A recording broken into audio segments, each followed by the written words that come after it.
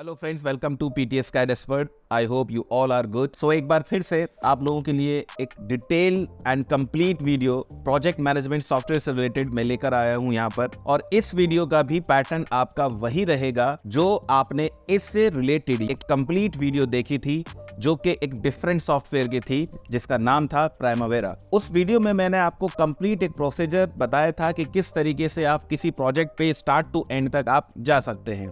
और ठीक उसी तरीके से यहाँ पर भी मैंने आप लोगों को समझाने की कोशिश की है इस वीडियो के अंदर। सभी स्टेप्स को क्रोनोलॉजी में मैंने यहाँ पे लगाया है, जो कि बिगिनर लेवल के स्टूडेंट्स आप आसानी से इन सभी चीज़ों को इनिशियली अगर पिकअप कर लें तो आप किसी भी मैनेजमेंट सॉफ्टवेयर में अंदर आप वर्क कर सकते हैं। लेकिन इस वीडियो के लिए जिस सॉफ्टवेयर में मैंने ये सभी स्टेप्स को एक्सप्लेन किया है वो सॉफ्टवेयर है एमएस प्रोजेक्ट। सो वीडियो को स्टार्ट करते हैं और इन सभी स्टेप्स को अब हम क्रोनोलॉजी में देखने वाले हैं। इनिशियल टू फाइनल में यहाँ पे बहुत सारी चीजें आप लोगों को एक्सप्लेन करने वाला हूँ इस कंप्लीट वीडियो में। आपको अगर आप एमएस प्रोजेक्ट के अंदर इंटरेस्टेड है या फिर प्रोजेक्ट मैनेजमेंट फील्ड के अंदर इंटरेस्टेड हैं तो काफी सारी चीजें आपको यहाँ पे समझने को मिलेंगी। तो जो लोग इंटरेस्टेड हैं, बेसिक लेवल पर हैं, तो उनके लिए तो है ही, और जो लोग एडवांस लेवल पे हैं तो वो आसानी से इनमें सभी चीज़ें कर सकते हैं। तो सबसे पहले यहाँ पे मैं वन बाय वन सभी स्टेप्स के बारे में यहाँ पे आपको पहले एक छोटा सा ओवरव्यू दे देता हूँ। तो सबसे पहले यहाँ पे मेरा पहला जो टॉपिक रहेगा वो रहेगा आपका अबाउट एमएसपी, यानी एमएसपी यानी माइक्रोसॉफ्ट प्रोजेक्ट के बारे में हम इसकी नॉलेज लेंगे कि किस तरीके से ये किस काम में आता है और किस तरीके से आप इसको डाउनलोड एंड इंस्टॉल वगैरह ये सब चीज़ें आप कर सकते हैं। सेकंड स्टेप में यहाँ पे आएगा सॉफ्टवेयर का इंटरफेस, जहाँ पे मैं आपको बेसिक इंटरफेस आपको यहाँ पे बताने वाला हूँ कि किस तरीके से कौन सी चीज़ों से आप क्या क्या कर सकते हैं। नेक्स्ट जो है इसमें स्टेप है वो है आपका इंपॉर्टेंट सेटिंग्स। इंपॉर्टेंट सेटिंग्स कब करी जाती हैं और कौन सी इंपॉर्टेंट सेटिंग्स होंगी जब आप किसी भी प्रोजेक्ट को आप स्टार्ट करते हो या इनिशियली अगर आप एमएस प्रोजेक्ट को स्टार्ट करो तब कौन सी आप अपने हिसाब से इंपॉर्टेंट सेटिंग्स को रख सकते हो। फोर्थ स्टेप है वो है यहाँ पे आपका कैलेंडर क्रिएशन। किसी भी प्रोजेक्ट पे जब आप वर्क करते हो तो उसका एक सर्टेन कैलेंडर होता है जिसपे वो पूरा का पूरा जो प्रोजेक्ट है वो उसको फॉलो करता है। तो प्राइमावेरा के अंदर भी मैंने आपको कैलेंडर का क्रिएशन बताया था काफ़ी इन डेप्थ में। सो सेम, क्योंकि वो भी एक प्रोजेक्ट मैनेजमेंट सॉफ्टवेयर है और एमएस प्रोजेक्ट भी आपका प्रोजेक्ट मैनेजमेंट सॉफ्टवेयर है, तो सेम उसी तरीके से यहाँ पे भी आप प्रोजेक्ट का कैलेंडर क्रिएशन आप यहाँ पे देखने वाले हैं। After the calendar creation you will see project creation. तो प्रोजेक्ट क्रिएट करने के लिए यहाँ पे कौन कौन सी इंपॉर्टेंट चीज़ें होंगी वो भी आप देखेंगे और किस तरीके से प्रोजेक्ट को एमएसपी में डिटेल में क्रिएट करा जाएगा वो सब आप यहाँ पे देखने वाले हैं। नेक्स्ट आता है जब प्रोजेक्ट आपका बन गया तो प्रोजेक्ट बनने के बाद अब आपका नेक्स्ट काम क्या रहेगा, टास्क एडिशन। यहाँ पे इस टर्म पे ध्यान दीजिएगा, टास्क एडिशन। अगर आप प्राइमावेरा जानते हो तो वहां पे टास्क को एक्टिविटी बोला जाता है। तो ये छोटा सा डिफरेंस है इन दोनों सॉफ्टवेयर में। सबसे पहले यानी इनिशियल लेवल का जो डिफरेंस है वो यही है, बाकी इन डेप्थ चीजें तो बहुत बाद में आएंगी, लेकिन यहाँ पे इनिशियल डिफरेंस मैंने आपको बता दिया। और इसमें आप यहाँ पे जो भी टास्क आप यहाँ पे ऐड करोगे तो उनकी जो ड्यूरेशन कैलकुलेट कैसे होगी, वो किस तरीके से हमें कैलकुलेट करना है वो भी आप यहाँ पे देखने वाले हो, जो कि इसका नेक्स्ट स्टेप है। यहाँ पे मैंने साफ साफ लिखा हुआ है how to calculate task duration. जब टास्क ड्यूरेशन आप कैलकुलेट कर लोगे, टोटल एक टास्क आपने अपनी लिस्ट बना ली, तो आपको उसको एंट्री करनी है अपने प्रोजेक्ट के अंदर और फिर उन्हीं टास्क को आपको एक WBS में तोड़ देना है। यानी कंप्लीट टास्क जो है आपके वो आपको एक WBS में ब्रेक कर देना है।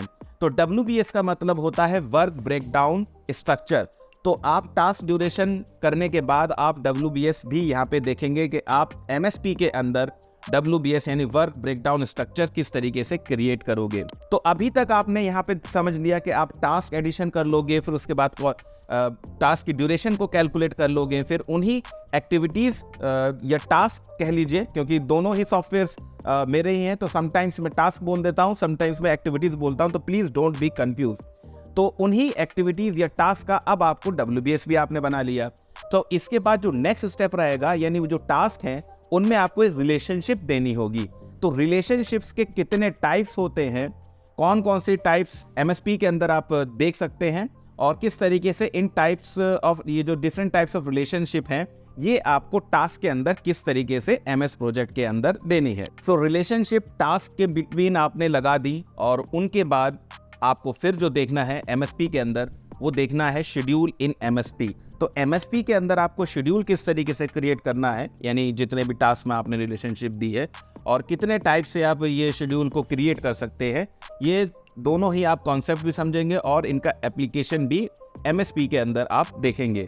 उसके बाद जो आता है, जब आपने शेड्यूल को क्रिएट कर दिया, देन आप वहां से क्रिटिकल पाथ को भी देखेंगे। फिर नेक्स्ट जो आता है वो है आपका रिसोर्सेज इन MSP, यानी MSP के अंदर आप जितने टाइप के रिसोर्सेज होते हैं एक प्रोजेक्ट पे, तो आप उनको कैसे क्रिएट करोगे और उनको फिर अप्लाई कैसे करोगे अपने प्रोजेक्ट के ऊपर, यानी उनकी असाइनिंग भी आप देखने वाले हो। तो यहाँ तक ओवरऑल अगर आप देखा है तो हमने एक प्रोजेक्ट की जो बेसिक स्टेप्स होते हैं यहाँ तक हमने कवर कर लिए हैं।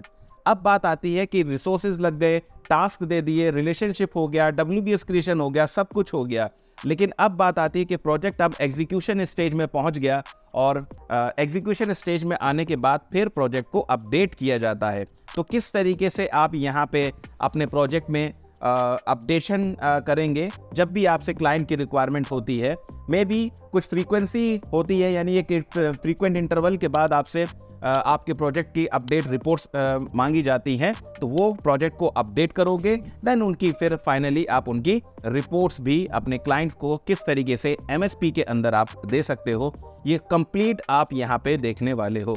सो ये था ओवरव्यू। अब हम चलते हैं इन्हीं टॉपिक्स को सीक्वेंस में कवर करेंगे इन डेप्थ।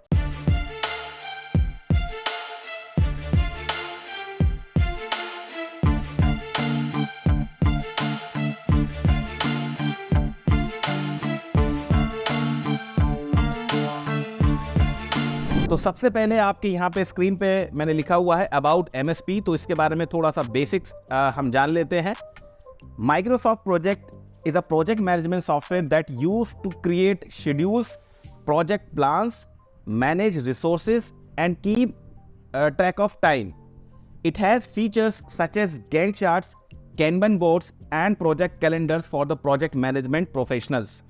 तो ये तो आपको मैंने शुरुआत में ही बता दिया कि ये प्रोजेक्ट मैनेजमेंट सॉफ्टवेयर है, तो इसके अंदर आप शेड्यूल्स को क्रिएट कर सकते हो, प्रोजेक्ट के प्लान्स को बना सकते हो, रिसोर्स का मैनेजमेंट कर सकते हो एंड ट्रैकिंग वगैरह भी आप कर सकते हो. और इसके साथ साथ आप यहाँ पे Gantt charts का features, Kanban boards and project calendars for project management professionals, ये भी आप यहाँ पे देख सकते हैं. हालांकि Gantt charts and project calendars दूसरे सॉफ्टवेयर यानी प्राइमवेरा सॉफ्टवेयर के अंदर भी है.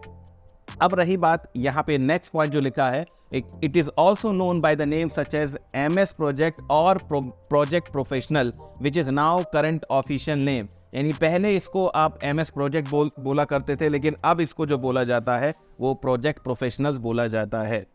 तो ये इसका अब करंट में ऑफिशियल नेम है. तो छोटा सा हमने MSP के बारे में हमने समझ लिया कि क्या है और क्या इसमें एडिशनल फीचर्स वगैरह हैं. सो अब बात आती है कि MSP सॉफ्टवेयर आपको लेना कैसे है. तो यहाँ पे आप अपनी स्क्रीन पे जो देख रहे हैं, मैंने दो मेथड यहाँ पे बताए हैं कि आप एक वेबसाइट है जो कि आप सभी जानते हैं कि GetIntoPC से जाके आप इस सॉफ्टवेयर को ले सकते हो. बट ध्यान रहे कि सॉफ्टवेयर आपसे मिल जाएगा, लेकिन वो आपको लाइसेंस वर्जन नहीं मिलता है. तो एक तरीका तो यही हो गया कि आप वहाँ से सॉफ्टवेयर को जाके डाउनलोड कर लें, और इंस्टॉलेशन में इसमें कोई भी ऐसी दिक्कत नहीं आने वाली है. सिर्फ सिंपली आप सेटअप पे क्लिक कर देंगे, वो कम्प्लीटली इंस्टॉल हो जाएगा. और इसमें जो दूसरा तरीका है वो लिखा है मैंने यहाँ पे एक्टिवेशन की, और जो दूसरा मेथड है एक्टिवेशन की. एक्टिवेशन की का मतलब ये है कि आप बहुत सारी वेबसाइट्स हैं जहाँ पे जो लोग इन सॉफ्टवेयर की कीज़ प्रोवाइड करते हैं, तो वहाँ से आप इनकी कीज़ को भी लेके अपने सॉफ्टवेयर को बेसिकली एक जिसे कहते हैं कि लाइसेंस वर्जन में कन्वर्ट कर सकते हैं. बट यहाँ पे मैं इसका ज़िम्मा नहीं ले सकता, बिकॉज समटाइम्स ऐसे भी होता है कि बहुत सारी वेबसाइट वाले की नहीं भी देते हैं. बट मैंने इसी तरीके से किया है, तो मेरा तो यहाँ पे हो चुका है, बट मैं इसकी यहाँ पे श्योरिटी नहीं लेता. अब नेक्स्ट स्टेप है हमारा सॉफ्टवेयर का इंटरफेस को हमें थोड़ा बहुत जानना है यहाँ पे, सो दैट जब आप फर्स्ट टाइम MSP को ओपन करें तो आपको इसका बेसिक्स थोड़ा सा क्लियर होना चाहिए. तो चलिए MSP की तरफ चलते हैं सीधा. सबसे पहले हमें ये समझना है कि MSP को हमको अगर ओपन करना है तो किस तरीके से हम कर सकते हैं. हालांकि ये बहुत बेसिक सी चीज़ है, बट फिर भी कुछ स्टूडेंट्स को वो चीज़ें भी नहीं पता होती हैं. तो अगर आप यहाँ पे विंडोज़ पे क्लिक करेंगे और यहाँ पे मैं देखिए MSP लिखता हूँ, तो आप MSP को नहीं सर्च कर सकते. बट जैसे ही यहाँ पे मैं लिखता हूँ प्रोजेक्ट, तो आप देखिए, तो जैसे कि मैंने आपको बताया था कि अब इसका जो ऑफिशियल नेम है वो प्रोजेक्ट प्रोफेशनल है, तो आप यहाँ पे प्रोजेक्ट जैसे ही लिखेंगे तो आपको इसका सिंबल भी यहाँ पे नज़र आ जाएगा। तो आप या तो डायरेक्ट यहीं पे क्लिक करके इसको ओपन कर दीजिए, अदरवाइज मैंने जैसे टास्क बार में नीचे इसको पिन किया हुआ है, तो आप यहाँ से भी इसको ओपन कर सकते हैं। तो मैं यहाँ पे सीधा इस पर क्लिक कर रहा हूँ। तो ये MSP जो है जैसे ही ओपन होगा तो आपको कुछ इस तरीके से इंटरफेस दिखेगा। और जैसे कि आप यहाँ पे देख सकते हैं कि ऊपर लिखा है प्रोजेक्ट प्रोफेशनल, लेकिन अगर आप वेबसाइट से लेंगे गेट इनटू पीसी से और आपका एक्टिवेशन नहीं होगा यानी लाइसेंस वर्जन नहीं होगा, तो आपका कुछ दिन तक तो आपका वो वर्क करता है, उसके बाद जो है उसका एक्टिवेशन फेल नज़र आता है और यहाँ पे लिखा होता है कि project professional activation fail. That means वो पहचान है कि आपका जो लाइसेंस वर्जन ये सॉफ्टवेयर बेसिकली नहीं है। ठीक है, तो यहाँ पे आप देखिए 3 देख रहे हैं, होम, न्यू एंड ओपन। तो होम का मतलब ये है जो आपने जो भी आप यूज़ किया होगा, आपके सारे प्रोजेक्ट्स वो आपको यहाँ पे दिखाई दे जाएंगे जो जिन पे आपने रिसेंटली वर्क किया होगा। ठीक है, न्यू पे जब आप यहाँ पे क्लिक करते हो तो बहुत सारे आपको यहाँ पे एक तरीके से एक ब्लैंक प्रोजेक्ट भी मिलता है। सबसे पहले अगर आपको बिल्कुल ही ब्लैंक चाहिए यानी इनिशियल लेवल से आपको खुद को काम करना है, तब आप ब्लैंक प्रोजेक्ट का इस्तेमाल करेंगे। और फिर आपका है न्यू फ्रॉम एग्जिस्टिंग प्रोजेक्ट, यानी आप किसी प्रोजेक्ट पे वर्क कर रहे हो और न्यू प्रोजेक्ट बनाना है, तो उस प्रोजेक्ट से अगर एग्जिस्टिंग प्रोजेक्ट से न्यू प्रोजेक्ट बनाना है तब आप इस तरीके से यानी इसका इस्तेमाल करेंगे। इसमें एक और अच्छी चीज़ यहाँ पे ये है कि जैसे कि आप यहाँ देख रहे हैं सर्च फॉर ऑनलाइन टेम्पलेट्स, तो टेम्पलेट्स यहाँ पे कुछ प्रोवाइड है, तो ये बहुत अच्छी चीज़ है यहाँ से अगर देखी जाए। तो जैसे कि यहाँ पे आप देखिए कि कुछ सैम्पल जो है कमर्शियल कंस्ट्रक्शन, ये एक सैम्पल टाइप का आपको प्रोजेक्ट का सैम्पल दे रखा है, तो आप इसको भी चेक कर सकते हैं। और अर्न वैल्यू के भी आपको यहाँ पे टेम्पलेट्स हैं और डिफरेंट नीड के हिसाब से यहाँ पे MSP के अंदर आपको टेम्पलेट्स मिल जाते हैं और उन टेम्पलेट्स पे वर्क करके आप आसानी से इनकी वर्किंग को यानी इनिशियल लेवल पे आप इनकी वर्किंग को यहाँ से समझ सकते हैं।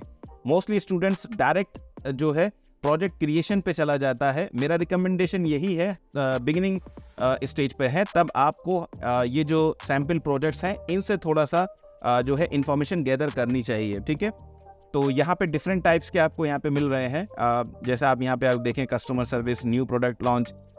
ठीक है, तो बहुत सारे आपको यहाँ पे टेम्पलेट्स मिल रहे हैं और साथ ही साथ आप यहाँ पे सर्च भी कर सकते हो। जैसे आपको जैसे आप यहाँ देखिए schedules, analysis, industry, business, technology, marketing, तो जिस पे भी आप क्लिक करेंगे तो उसी के कई सारे आपको टेम्पलेट्स यहाँ पे दिख जाएंगे। अब जैसे मैंने यहाँ पे मार्केटिंग लिखा है तो आप देखिए मार्केटिंग के यहाँ पे आपको टेम्पलेट्स मिल रहे हैं और किसी एक टेम्पलेट्स को आप ओपन भी करके चेक कर सकते हैं। जैसे मान लीजिए कि अब मैं यहाँ पे आपको दिखा रहा हूँ, जैसे प्रोजेक्ट्स पे मैंने यहाँ पे क्लिक किया तो आप देखिए यहाँ पे आपको इतने सारे टेम्पलेट्स मिल रहे हैं और मैं एक प्रोजेक्ट आपको यहाँ दिखा देता हूँ यानी टेम्पलेट्स ओपन करके। तो यहाँ पे देखिए मैंने इसको, ये कमर्शियल कंस्ट्रक्शन का एक टेम्पलेट है, मैंने इसको यहाँ पे ओपन किया। ठीक है, तो प्रोजेक्ट का टेम्पलेट मैंने यहाँ पे ओपन किया। तो इस तरीके से आप इन टेम्पलेट्स को ओपन करके और इससे बहुत सारी चीज़ें इन्फॉर्मेशन को गैदर कर सकते हैं, यानी जो बेसिक्स स्टेप्स होते हैं वो भी आप यहाँ पे अप्लाई कर सकते हैं। तो अब अगर हम सबसे ऊपर वाली की बात करें तो ये जो है बेसिकली ये आपकी ये टाइटल बार होती है और नीचे जो आप देख रहे हैं इसको हम बोलते हैं main menu bar.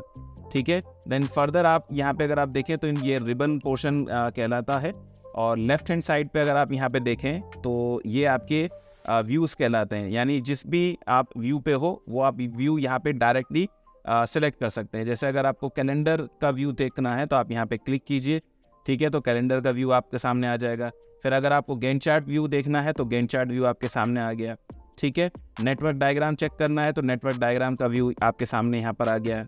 Task form को देखना है तो टास्क फॉर्म आपके सामने यहाँ पे आ जाएगा। ठीक है, देन टास्क शीट पर आप क्लिक करेंगे तो टास्क शीट भी आपके सामने इस तरीके से आ जाएगी। तो they are multiple views available in MSP। ठीक है, यहाँ से आप जाएं तो आप इस तरीके से इनको, जैसे अब रिसोर्स ग्राफ है तो रिसोर्स ग्राफ पे हमने क्लिक किया तो आपको रिसोर्स ग्राफ मिल जाएगा। तो जो भी होगा आपके प्रोजेक्ट के अंदर जो डेटा होगा वही व्यू आप आसानी से यहाँ पे एक्सेस कर सकते हैं।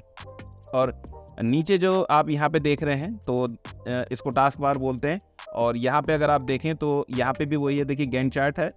तो गैंट चार्ट व्यू आपने यहाँ से ओपन कर दिया, ये आपका टास्क यूजेस वाला व्यू है, यानी कुछ व्यूज़ आपको बॉटम में भी आपको मिलते हैं जिससे इजीली आप उनको आसानी से स्विच कर सकते हैं। ठीक है, ये आपका टीम प्लानर व्यू है, एंड देन आपका ये रिसोर्स शीट है, एंड यहाँ से नीचे से आप जूम इन जूम आउट आप यहाँ से कर सकते हो, आगे पीछे यहाँ से बढ़ा के जूम इन जूम आउट आप यहाँ पे कर सकते हो। ठीक है, और ये जो आप यहाँ पे ऊपर देख रहे हैं इसको हम बोलते हैं टाइमलाइन, इसको बोलते हैं टाइमलाइन। ठीक है, तो ये चाहे तो आप यहाँ पे रख भी सकते हैं और चाहे तो इसको हटा भी सकते हैं। तो हटाने के लिए आपको व्यू मेन्यू में ये आप देख रहे हैं टाइमलाइन, इस पर आप अनटिक कर दीजिए तो आपका टाइमलाइन जो है यहाँ से हट जाएगी। तो बेसिक इंटरफेस आपके समझ में आ गया होगा। सो नेक्स्ट स्टेप है हमारा इंपॉर्टेंट सेटिंग्स। अब इंपॉर्टेंट सेटिंग्स में हमें ये चीज़ जाननी है कि जब भी आप प्रोजेक्ट को स्टार्ट करोगे तो इनिशियल लेवल पे आप अपने अकॉर्डिंगली किन किन सेटिंग्स को सेट करके रख सकते हो। तो वो तमाम इंपॉर्टेंट सेटिंग्स को हम यहाँ पे देखेंगे। तो चलिए MSP पे चलते हैं। तो वो जो इंपॉर्टेंट सेटिंग्स हैं उन इंपॉर्टेंट सेटिंग्स को कैसे करना है उसके लिए चलते हैं वापस अपना फाइल मेन्यू पर, और फाइल मेन्यू पे जाने के बाद आप यहाँ जाएंगे नीचे ऑप्शंस पर। तो जैसे ही ऑप्शंस पे क्लिक करेंगे तो ऑप्शंस पे क्लिक करने पर सबसे पहले यहाँ पे जो आप देख रहे हो जनरल, यानी जनरल में जाने के बाद आप ये देखिए डिफॉल्ट, ये प्रोजेक्ट व्यू में डिफॉल्ट व्यू आ रहा है गैंट विद टाइमलाइन। तो गैंट विद टाइमलाइन का क्या मतलब है इसको समझ लीजिए।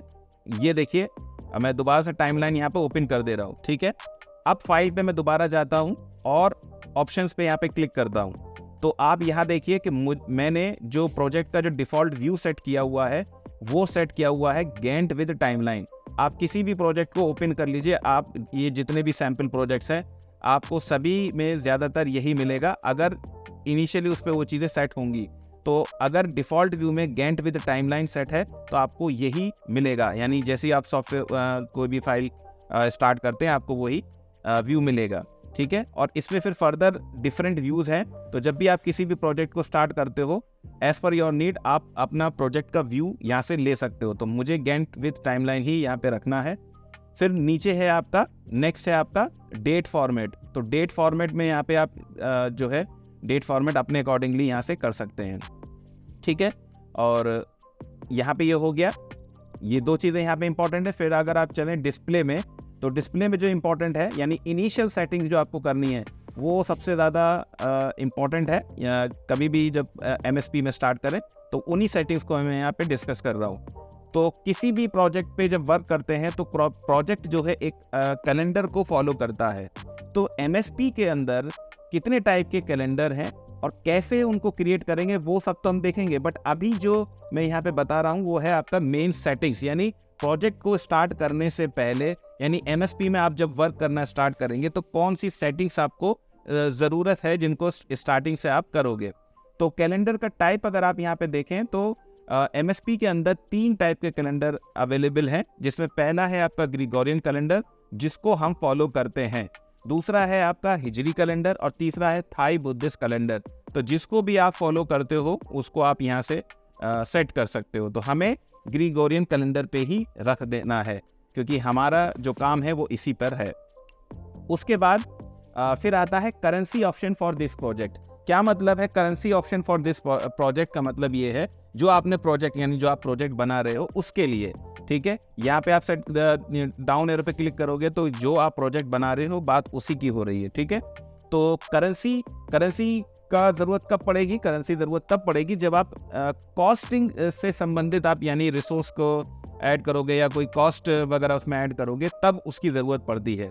तो यहाँ पे अगर आप देखें तो बाय डिफ़ॉल्ट आपको जब भी आप इंस्टॉल करते हो तो आपको ये डॉलर्स में ही मिलता है।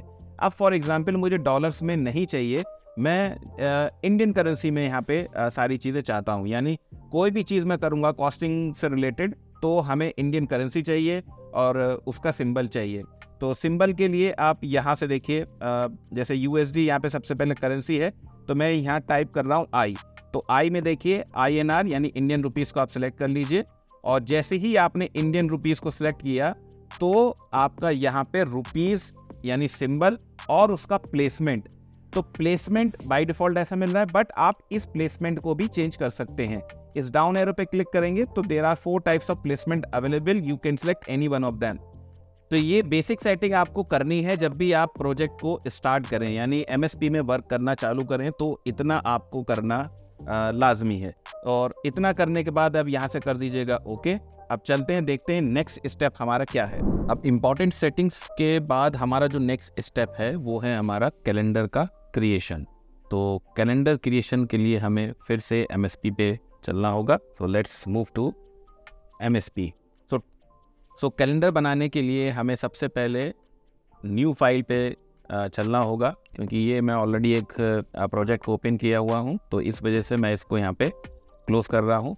और क्योंकि मुझे फिर सारी चीज़ें सीक्वेंस में ही बतानी है, चाहे वो कैलेंडर हो फिर प्रोजेक्ट का क्रिएशन हो, इसी वजह से है, क्योंकि ऑलरेडी एक टेम्पलेट है तो इस पर मैं वो चीज़ें नहीं बताऊँगा। सो आप यहाँ फाइल पे चलिए, और फाइल पे जाने के बाद यहाँ से अब हम यहाँ पे एक न्यू फाइल ले लेते हैं, यानी एक ब्लैंक प्रोजेक्ट हम यहाँ से ले लेते हैं। तो ब्लैंक प्रोजेक्ट पे हमने क्लिक किया और सेम वही सारी चीज़ें आप देख रहे हैं। अगर आप देखें, बस यहाँ पे आपको एंट्रीज नहीं मिल रही है। आपने देखा होगा कि गैंट विद टाइमलाइन था, ये वही चीज़ है। आप चाहें तो इसको ऑफ कर सकते हैं, यहाँ से मैंने इसको ऑफ कर दिया, ठीक है। और नीचे जो आपने देखा था वो टास्क फॉर्म आपका खुला हुआ था, तो इस तरीके से टास्क फॉर्म या डिफरेंट व्यूज़ आप जो भी आप चाहें तो आप खोल सकते हैं। हमें यहाँ पे गैंट चार्ट वाला ही ओपन करना था, तो यहाँ तक हमने ये ओपन कर दिया।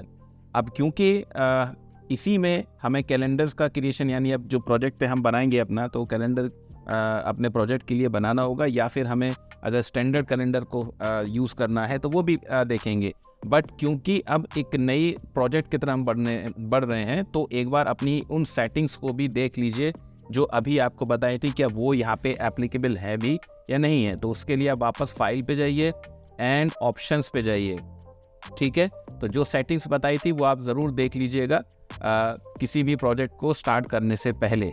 तो हमारा गैंट विद टाइमलाइन है और डेट हमारा यही है, यानी ये फॉर्मेट हमारा है। उसके बाद डिस्प्ले पे गए हम, और यहाँ पे देखिए, ये मैंने क्यों बताया, ये मैंने इसलिए बताया कि जब आप न्यू प्रोजेक्ट क्रिएट करते हैं तो आपको एक बार ज़रूर चेक कर लेना है प्रोजेक्ट क्रिएशन करने से पहले, क्योंकि वो आप उस प्रोजेक्ट पे वो सारी चीज़ें अप्लाई कर रहे हो। तो अभी हमें यहाँ पे USD नहीं चाहिए, INR करना है। तो वो जो हमने लिया था तो वो प्रीवियस उसमें प्रोजेक्ट में हो गया था, जो टेम्पलेट मैंने ओपन किया था। बट अभी हमें न्यू प्रोजेक्ट बनाना है, तो उसके लिए हम ये सारी तैयारी कर रहे हैं, जिसमें हमारा अब कैलेंडर का क्रिएशन होगा। बट कैलेंडर का क्रिएशन करने से पहले, यानी प्रोजेक्ट की फाइल को आपको ओपन करना होगा, एक ब्लैंक प्रोजेक्ट ओपन करना होगा, वो सभी चीज़ें आपको यहाँ पे अप्लाई करनी है, ठीक है। तो मैं यहाँ से INR ले रहा हूँ, INR। तो ये हमारा हो गया। इतना करने के बाद यहाँ पे आप ओके कर दीजिए, यानी अब फाइनली आपका जो बेसिक जो आपको चीज़ें बताई थी वो यहाँ तक जो है कंप्लीट हो चुकी हैं। तो अब हमें कैलेंडर पे चलना है। तो कैलेंडर के लिए आपको क्या करना होगा, आप यहाँ पे जाएंगे, देखिए प्रोजेक्ट पे क्लिक करेंगे, और प्रोजेक्ट पे क्लिक करने के बाद आपको ये जो आप देख रहे हो चेंज वर्किंग टाइम, तो चेंज वर्किंग टाइम पे आपको यहाँ पे क्लिक करना होगा। तो जैसे ही आप यहाँ पे क्लिक करेंगे तो आपके सामने यहाँ पे ये जो है कैलेंडर का एक विंडो सामने आपके आएगा, और ये काफ़ी इजी है, बहुत ही आसान है। इसमें बहुत ज़्यादा ऐसा कुछ टिपिकल नहीं है जिसे आप नहीं समझ पाएँ। तो सबसे पहले अगर आप यहाँ पे देखिए कि for calendar standard project calendar, तो स्टैंडर्ड जो है इसमें, यानी अगर आप अपने प्रोजेक्ट के हिसाब से कोई कैलेंडर को क्रिएट नहीं करते हो तो बाय डिफ़ॉल्ट आपको स्टैंडर्ड प्रोजेक्ट कैलेंडर पे ही वर्क करना पड़ेगा। अब वो स्टैंडर्ड वर्क जो आपका प्रोजेक्ट कैलेंडर है वो है क्या, तो उसको आप यहाँ से लेजेंड से रीड कर सकते हैं कि आप यहाँ पे देखिए जो ये वाइट कलर में है दैट मीन्स ये वर्किंग आपका शो करता है, और ये जो आप देख रहे हैं लाइट ग्रे टाइप, ये आपका नॉन वर्किंग डेज है। यानी अगर हम देखें, अगर करंटली मैं इसको एज इट इज छोड़ दूं, यानी कोई चेंजेस नहीं करूं और सीधा एक्टिविटीज़ या टास्क ऐड करना शुरू कर दूं, तो मेरा जो कैलेंडर सेट होगा वो आपका स्टैंडर्ड कैलेंडर होगा, और ये 5 डेज़ कैलेंडर है। कैसे पता चल रहा है, आप यहाँ पे देख सकते हैं कि ये सैटरडे और ये संडे, ये आपका यहाँ पे ग्रे कलर से शो हो रहा है, दैट मीन्स यहाँ पे आपका ये हॉलीडे है, ठीक है।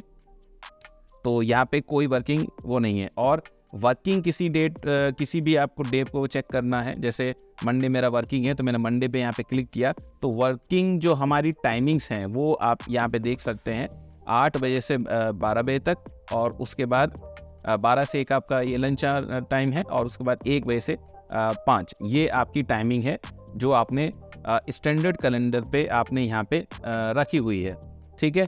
तो ये तो वो हो गया जो आपका स्टैंडर्ड कैलेंडर है, यानी बाय डिफ़ॉल्ट जब आप इसको स्टार्ट कर रहे हो तो अगर कैलेंडर को क्रिएट नहीं करोगे तो आपको यही सारी चीज़ें मिलने वाली है। बट मुझे अब यहाँ पे एक प्रोजेक्ट के हिसाब से यानी एक कैलेंडर को क्रिएट करना है, तो वो अब यहाँ पे हमें देखना होगा कि कैसे हम MSP के अंदर उस कैलेंडर को स्टार्ट करेंगे।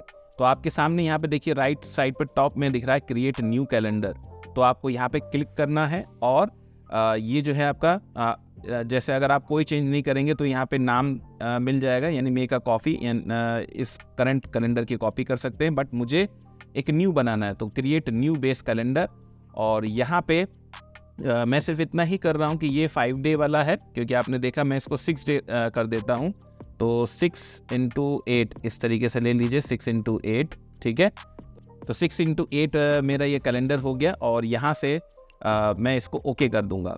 तो जैसे ही मैंने ओके किया तो ये कैलेंडर हमारा 6 × 8 भले ही बन गया है, लेकिन अभी क्योंकि हमने सिर्फ नाम दिया है, इसमें चेंजेस नहीं हुए हैं, क्योंकि आप चेंजेस करेंगे कहाँ से अभी वो मैं दिखाऊंगा आपको। देखिए आपको स्क्रीन पे वही ग्रे यानी सैटरडे संडे आपको यहाँ पे हॉलीडे लग रहा है, यानी नो वर्किंग है। तो आपको क्या करना होगा, इसमें यहाँ पे वर्क वीक पे जाना है, और यहाँ पे डिटेल्स पे क्लिक करना है। तो डिटेल्स पे जब आप क्लिक करते हो तो संडे मान लीजिए कि मुझे इसमें नॉन वर्किंग रखना है, तो संडे को मैं स्किप कर देता हूँ, और बाकी सब को मैंने सेलेक्ट कर लिया।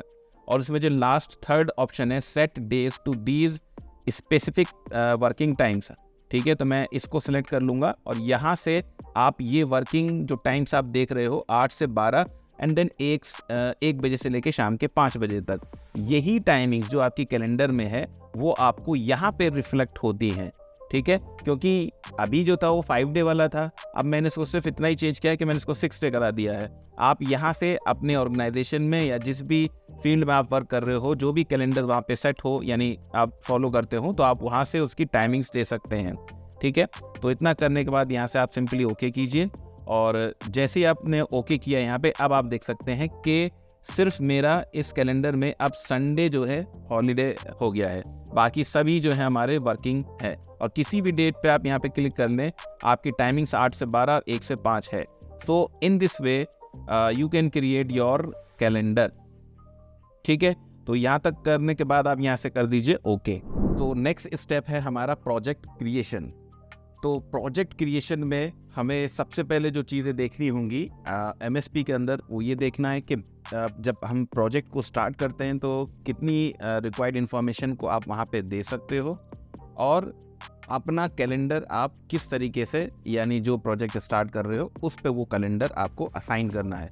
तो ये शुरुआती 2 बेसिक रिक्वायरमेंट होती हैं जब आप प्रोजेक्ट को क्रिएट करते हो, तो यही हमें MSP के अंदर देखनी है। तो चलिए MSP में, हमने अपना कैलेंडर बना लिया था, और अब हमें अपना प्रोजेक्ट बनाना है। तो सबसे पहले प्रोजेक्ट बनाना है तो प्रोजेक्ट से रिलेटेड आपको इन्फॉर्मेशन देनी होगी। तो उसके लिए आपको देखिए ये जैसे आप यहाँ आप मेन मेन्यू देख रहे हैं, file menu, then view, then project, then task, ठीक है। तो प्रोजेक्ट इससे पहले ये आ रहा है, और ये मेरा जो आप मेन्यू देख रहे हैं ये मैंने कस्टमाइज़ किया हुआ है, आप इसको कस्टमाइज़ कर सकते हैं। तो मैंने ये सीक्वेंस में बेसिकली लगा रखा है, ठीक है, क्योंकि प्रोजेक्ट की इन्फॉर्मेशन आप पहले दोगे, देन टास्क को आप करोगे, देन रिसोर्सेज को असाइन करोगे। तो इस तरीके से मैंने से खुद से इसको कस्टमाइज़ किया हुआ है। तो प्रोजेक्ट मेन्यू पे आप जाएंगे यहाँ पर, और एक बार यहाँ पे प्रोजेक्ट की इन्फॉर्मेशन बनाने से पहले अगर आपने कैलेंडर नहीं बनाया, मैं फिर से रिमाइंड करा देता हूँ, तो यहाँ पे जाके अगर आपने कैलेंडर नहीं बनाया हो तो आप चेंज वर्किंग टाइम पे जाके क्रिएट न्यू पे, आपको जैसे मैंने कैलेंडर का क्रिएशन बताया था, आप वैसे अपने कैलेंडर को एक बार ज़रूर बना लें।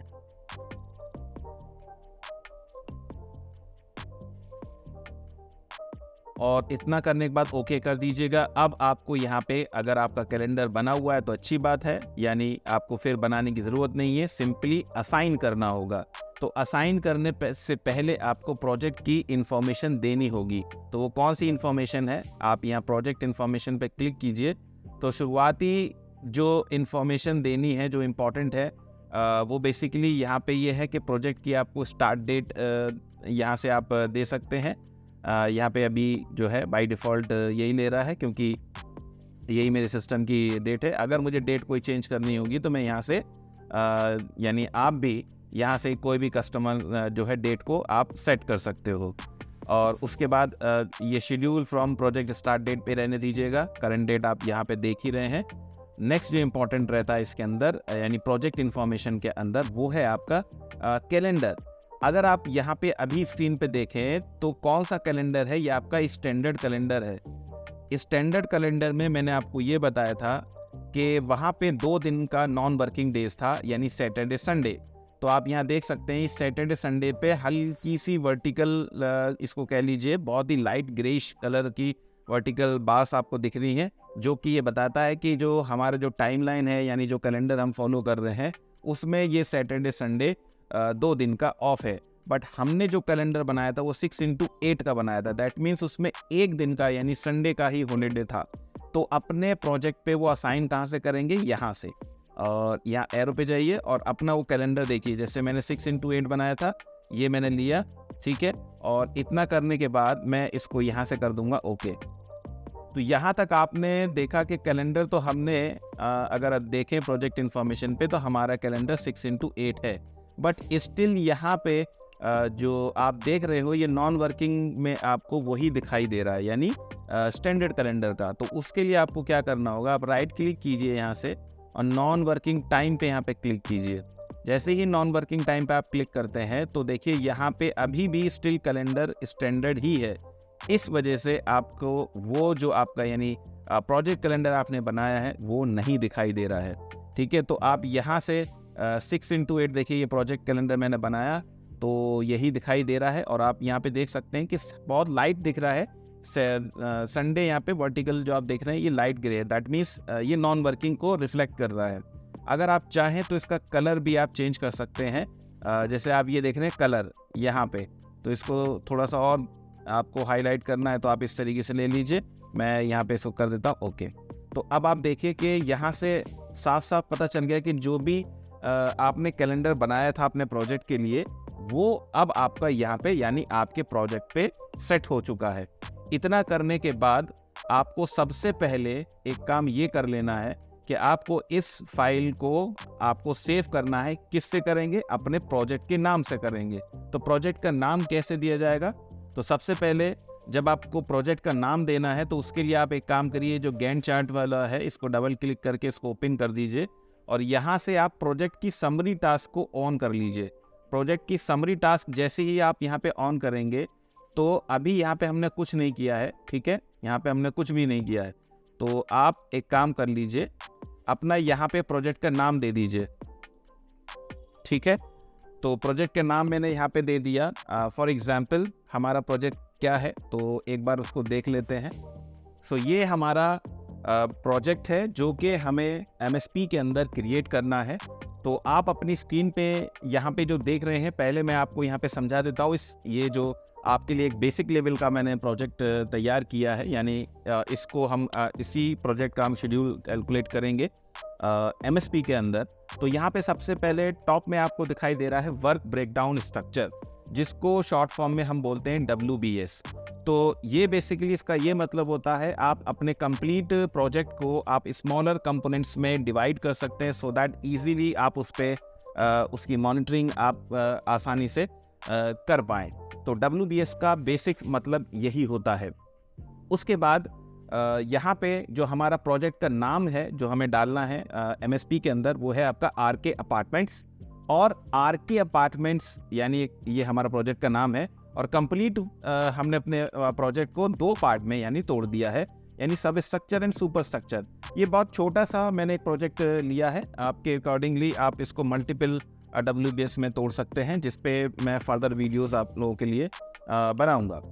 तो अब यहाँ पे सब स्ट्रक्चर एंड सुपर स्ट्रक्चर, अब सब स्ट्रक्चर यानी एक वर्क हो गया यानी वर्क ब्रेकडाउन स्ट्रक्चर, और दूसरा जो पार्ट हो गया वो हो गया आपका सुपर स्ट्रक्चर। ये तो कंप्लीट पार्ट को दो पार्ट में हमने तोड़ा, बट इसके अंदर फर्दर टास्क आएंगे, यानी सब स्ट्रक्चर के अंदर डिफरेंट टास्क आएंगे, जिसमें सबसे पहले आप यहाँ पे देख रहे हैं, जैसे मैं आपको यहाँ पे दिखा हूँ, देखिए सब स्ट्रक्चर में ये जो टास्क रहेंगे वो आपके एक्सकेवेशन रहने वाले हैं, पीसीसी रहने वाला है, ब्रिक वर्क रहने वाला है, डीपीसी रहने वाला है। इसी तरीके से ये फर्स्ट पार्ट कंप्लीट हो जाएगा। देन सब सुपर स्ट्रक्चर में हमें जो टास्क की एंट्री करनी है वो brick work, doors and windows and slab shuttering, electrical wiring, reinforcement, slab casting, then curing, shuttering removal and finally plaster. So चलिए अब इसी शेड्यूल को यानी इसी प्रोजेक्ट को हमें एमएसपी में बनाना है, तो वो हम एमएसपी में किस तरीके से बनाएंगे चलिए अब देख लेते हैं। तो यहाँ पे आपको जो नाम डालना है प्रोजेक्ट का वो हमने देख लिया, वो था हमारा आरके अपार्टमेंट्स, आरके अपार्टमेंट्स, ठीक है। ये हमने अपने प्रोजेक्ट का नाम दे दिया। बेसिकली प्रोजेक्ट की समरी यहाँ पे शो होगी, कितने ड्यूरेशन का प्रोजेक्ट है, कब से स्टार्ट हो रहा है, कब से फिनिश हो रहा है, ये प्रोजेक्ट की समरी आप यहाँ पे देंगे। इतना करने के बाद अभी आपको सबसे पहले ये काम करना है। अगर आप यहाँ देखें कि मैंने शुरुआत में बताया था ये आपकी टाइटल बार है, लेकिन अभी यहाँ पे प्रोजेक्ट 4 नज़र आ रहा है, तो आपको पहले इस फाइल को सेव कर लेना है, ठीक है। तो मैंने यहाँ पे सेव किया और आप जहाँ भी चाहें इसको आप सेव कर सकते हो। मैंने जिस पीसी में जाके अपना डेस्कटॉप पे लिया और ये प्रोजेक्ट 4 के नाम से नहीं, मैंने यहाँ पे आरके अपार्टमेंट्स के नाम से ही मैंने यहाँ पे डाल दिया, आरके अपार्टमेंट्स, आरके अपार्टमेंट्स। यहाँ पे आपको एक चीज़ याद रखनी है कि जो MSP की जो फाइल का एक्सटेंशन है वो .mpp रहता है, तो आपको इसी में सेव करना है, ओके। तो मैंने यहाँ पे ये डेस्कटॉप पे इसको सेव कर दिया है। तो यहाँ तक हमने ये देख लिया कि अपने प्रोजेक्ट को MSP के अंदर किस तरीके से क्रिएट करना है। सो नेक्स्ट स्टेप हम देखते हैं कि हमारा अगला स्टेप क्या है। सो प्रोजेक्ट क्रिएशन तक हमने यहाँ पे कवर कर लिया था। अब नेक्स्ट स्टेप जो है वो है हमारा टास्क का एडिशन।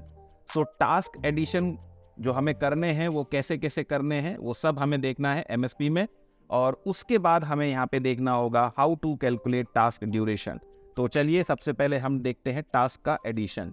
तो ये आप अपने MSP में अंदर आ गए, तो हमारे जो प्रोजेक्ट के जो टास्क का एडिशन था वो हमें यहाँ पे सबसे पहले कर लेना है। तो किस तरीके से हमें टास्क को ऐड करना है तो वो आप देख लीजिए। तो जो हमारे टास्क थे वो मैं यहाँ पे एंट्री कर रहा हूँ। सबसे पहले ले रहा हूँ सब स्ट्रक्चर। हालांकि सब स्ट्रक्चर ये टास्क नहीं था, ये WBS था। तो WBS क्योंकि मैं स्टेप बाय स्टेप सभी चीज़ों को लेके चल रहा हूँ, तो पहले हमें टास्क की एंट्री करनी है और उसमें आप जो WBS आपने ब्रेक किया था वो भी आप एंट्री कर सकते हो, और बाद में इसको WBS में कन्वर्ट कैसे करना है वो भी मैं आपको बताऊंगा। तो फिलहाल यहाँ पे आपको सीक्वेंस में सभी चीज़ें जो हमने दिखाई थी वो यहाँ पे एंट्री करनी है। तो सब स्ट्रक्चर हो गया। देन इसके बाद ये इसी का पार्ट था एक्सकेवेशन। देन नेक्स्ट था आपका PCC, एंड देन आपका था ब्रिक वर्क, एंड देन था आपका DPC। तो ये हमारा WBS 1 के हमने सभी पार्ट लिख दिए हैं इंक्लूडिंग सब स्ट्रक्चर। नेक्स्ट था हमारा यानी सुपर स्ट्रक्चर। तो एक काम करें, इसको हम कैप्स में लिख लें।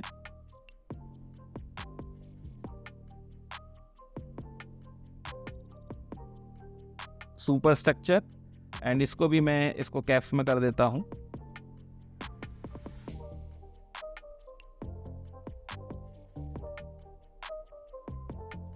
ठीक है। देन सुपर स्ट्रक्चर के अंदर जो हमारे टास्क थे अब उनकी एंट्री यहाँ पे कर लेते हैं, जिसमें सबसे पहले हमारा था ब्रिक वर्क। ब्रिक वर्क के बाद था हमारा doors and Windows.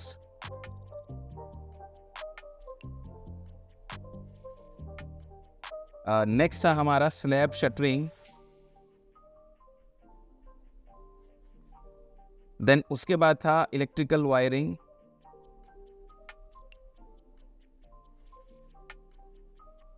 Then next है आपका रीइंफोर्समेंट।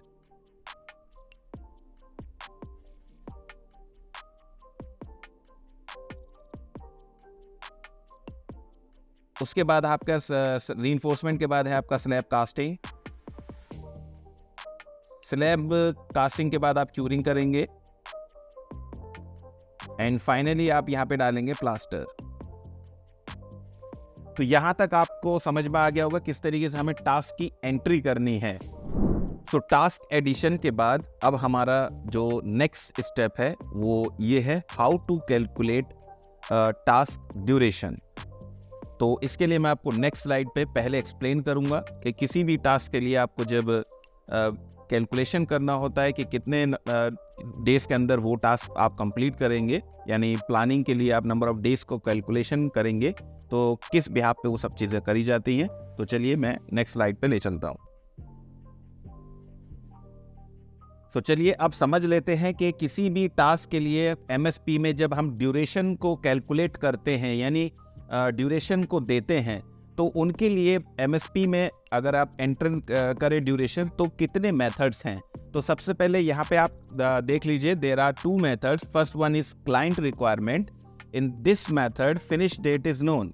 सो होगा क्या कि जब क्लाइंट की रिक्वायरमेंट है तो इसमें आपका फिनिश डेट पहले से ही आपको पता है। तो जब फिनिश डेट पता है तो किसी भी अनएक्सपीरियंस प्लानर को नहीं दिया जाएगा काम। यहाँ पे एक्सपीरियंस मैटर करता है। तो एक एक्सपीरियंस प्लानर अपने प्रीवियस वर्क एक्सपीरियंस के बिहाफ पे वो फिर ड्यूरेशन को पर्टिकुलर टास्क के लिए दे सकता है। दूसरा यहाँ पे जो है, यानी ये फर्स्ट हो गया क्लाइंट रिक्वायरमेंट। दूसरा है आपका प्रोडक्टिविटी। अब प्रोडक्टिविटी किसे कहते हैं? तो प्रोडक्टिविटी बेसिकली रिसोर्सेज की एफिशिएंसी होती है। यानी एक दिन के अंदर, अगर और बेसिक लैंग्वेज में आपको मैं समझाऊं कि एक दिन के अंदर एक पर्टिकुलर टास्क, एक पर्टिकुलर मेसन या हेल्पर कह लीजिए, ये इनकी कितनी एफिशिएंसी है। अगर मैं ब्रिक वर्क की बात करूं तो एक दिन में एक मेसन कितना नंबर ऑफ ब्रिक्स का जो है लगा सकता है, तो ये आपकी प्रोडक्टिविटी में आती है। यहाँ पे मैंने आपको आपके लिए एक एग्जाम्पल लिखा है। Suppose your company can supply maximum, ध्यान दीजिएगा, मैक्सिमम 3 मेसन प्लस 3 हेल्पर। यानी कंपनी एक बारी में यानी मैक्सिमम 3 मेसन और 3 हेल्पर ही सप्लाई कर सकती है। और सपोज टास्क है आपका प्लास्टर, तो प्लास्टर वर्क अगर करना है तो उसके लिए कंपनी 3 मेसन और 3 हेल्पर मैक्सिमम दे सकती है।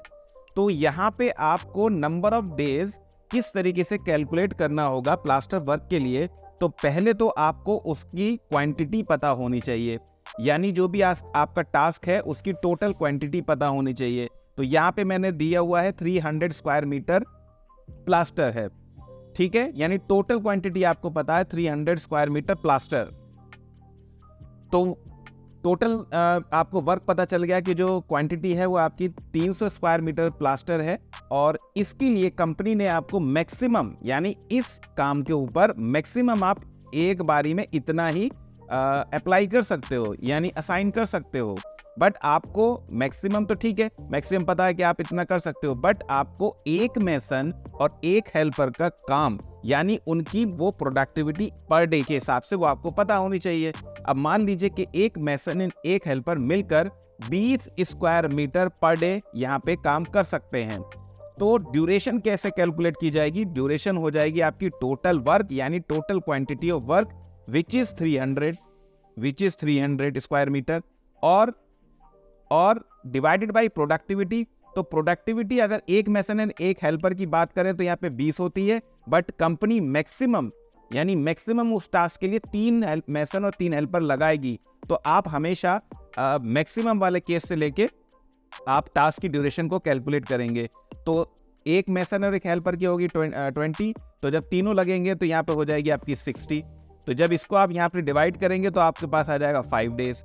तो इसका क्या मतलब हुआ, यानी 300 स्क्वायर मीटर प्लास्टर टास्क के लिए आपको 5 डेज ड्यूरेशन सफिशिएंट रहेंगे। तो ये ड्यूरेशन आपने कैलकुलेट कर लिया। इसी तरीके से कंप्लीट प्रोजेक्ट में जितनी भी आपके टास्क होंगे सभी की क्वांटिटी डिवाइडेड बाय उनकी प्रोडक्टिविटी के से आप उनकी जो ड्यूरेशन है, यानी टास्क की ड्यूरेशन को कैलकुलेट करोगे और वही सारी चीज़ें आप अपने एमएसपी में लोड करोगे। अब चलिए हम चलते हैं एमएसपी के अंदर, उनकी ड्यूरेशन भी हमें, यानी जो भी अभी तक हमने टास्क को लोड किया है उनकी ड्यूरेशन भी हमें देनी है।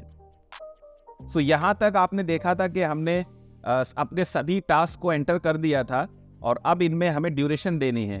तो यहाँ पे क्योंकि मैं अब किसी प्रोजेक्ट ड्राइंग के बिहाफ पे नहीं करा रहा हूँ, तो हम यहाँ पे रैंडम डेज देंगे। ठीक है, तो मान लीजिए जैसे एक्सकेवेशन के लिए मैंने यहाँ पे दे दिया 5 डेज। ठीक है, और इन ड्यूरेशन को आप यहाँ से देखिए, जो एरो हैं ये ऐसे आगे पीछे बढ़ा भी सकते हैं। मान लीजिए 6 मैंने यहाँ पे कर दिया। पीसीसी के लिए मान लीजिए 2 डेज मैंने कर दिया। एंड ब्रिक वर्क के लिए अगेन मैंने यहाँ पे मान लीजिए 3 डेज कर दिया। डीपीसी के लिए मैंने 1 डे कर दिया। ठीक है, एंड अगेन ये जो ब्रिक वर्क है यानी सुपर स्ट्रक्चर का जो टास्क है, यहाँ पे मैंने इसको कर दिया 4। एंड डोर्स एंड विंडोज़ के लिए भी मैंने 2 डेज दे दिया। स्लैब शटरिंग के लिए 2 डेज दे दिया। इलेक्ट्रिकल वायरिंग के लिए 1 ले लिया। रीइंफोर्समेंट के लिए मैंने मान लीजिए 2 ले लिया। ओके, एंड स्लैब कास्टिंग के लिए 1 ले लिया। ठीक है, एंड क्यूरिंग के लिए आप कितने दिन के लिए क्यूरिंग कर रहे हैं, से फॉर एग्जांपल मैंने मान लीजिए 7 डेज़ की क्यूरिंग कर ली। ठीक है, एंड प्लास्टर मान लीजिए 5 डेज़ में आपका प्लास्टर हो जाएगा। तो ये हमने जो है ड्यूरेशन यहाँ पे दे दिया है। अब इसके बाद जो हमारा जो नेक्स्ट काम है वो पहले हम यहाँ पे चेक कर लेते हैं कि हमारा नेक्स्ट स्टेप है क्या। सो हमारा नेक्स्ट स्टेप जो है टास्क एडिशन हो गया, हाउ टू कैलकुलेट ड्यूरेशन हो गया। इसके बाद जो है वो है आपका WBS क्रिएशन। तो WBS को किस तरीके से MSP में आप बनाएंगे, तो अब हम उसको देखेंगे। उसके बाद जो हमारा नेक्स्ट स्टेप है वो है आपका रिलेशनशिप टाइप्स।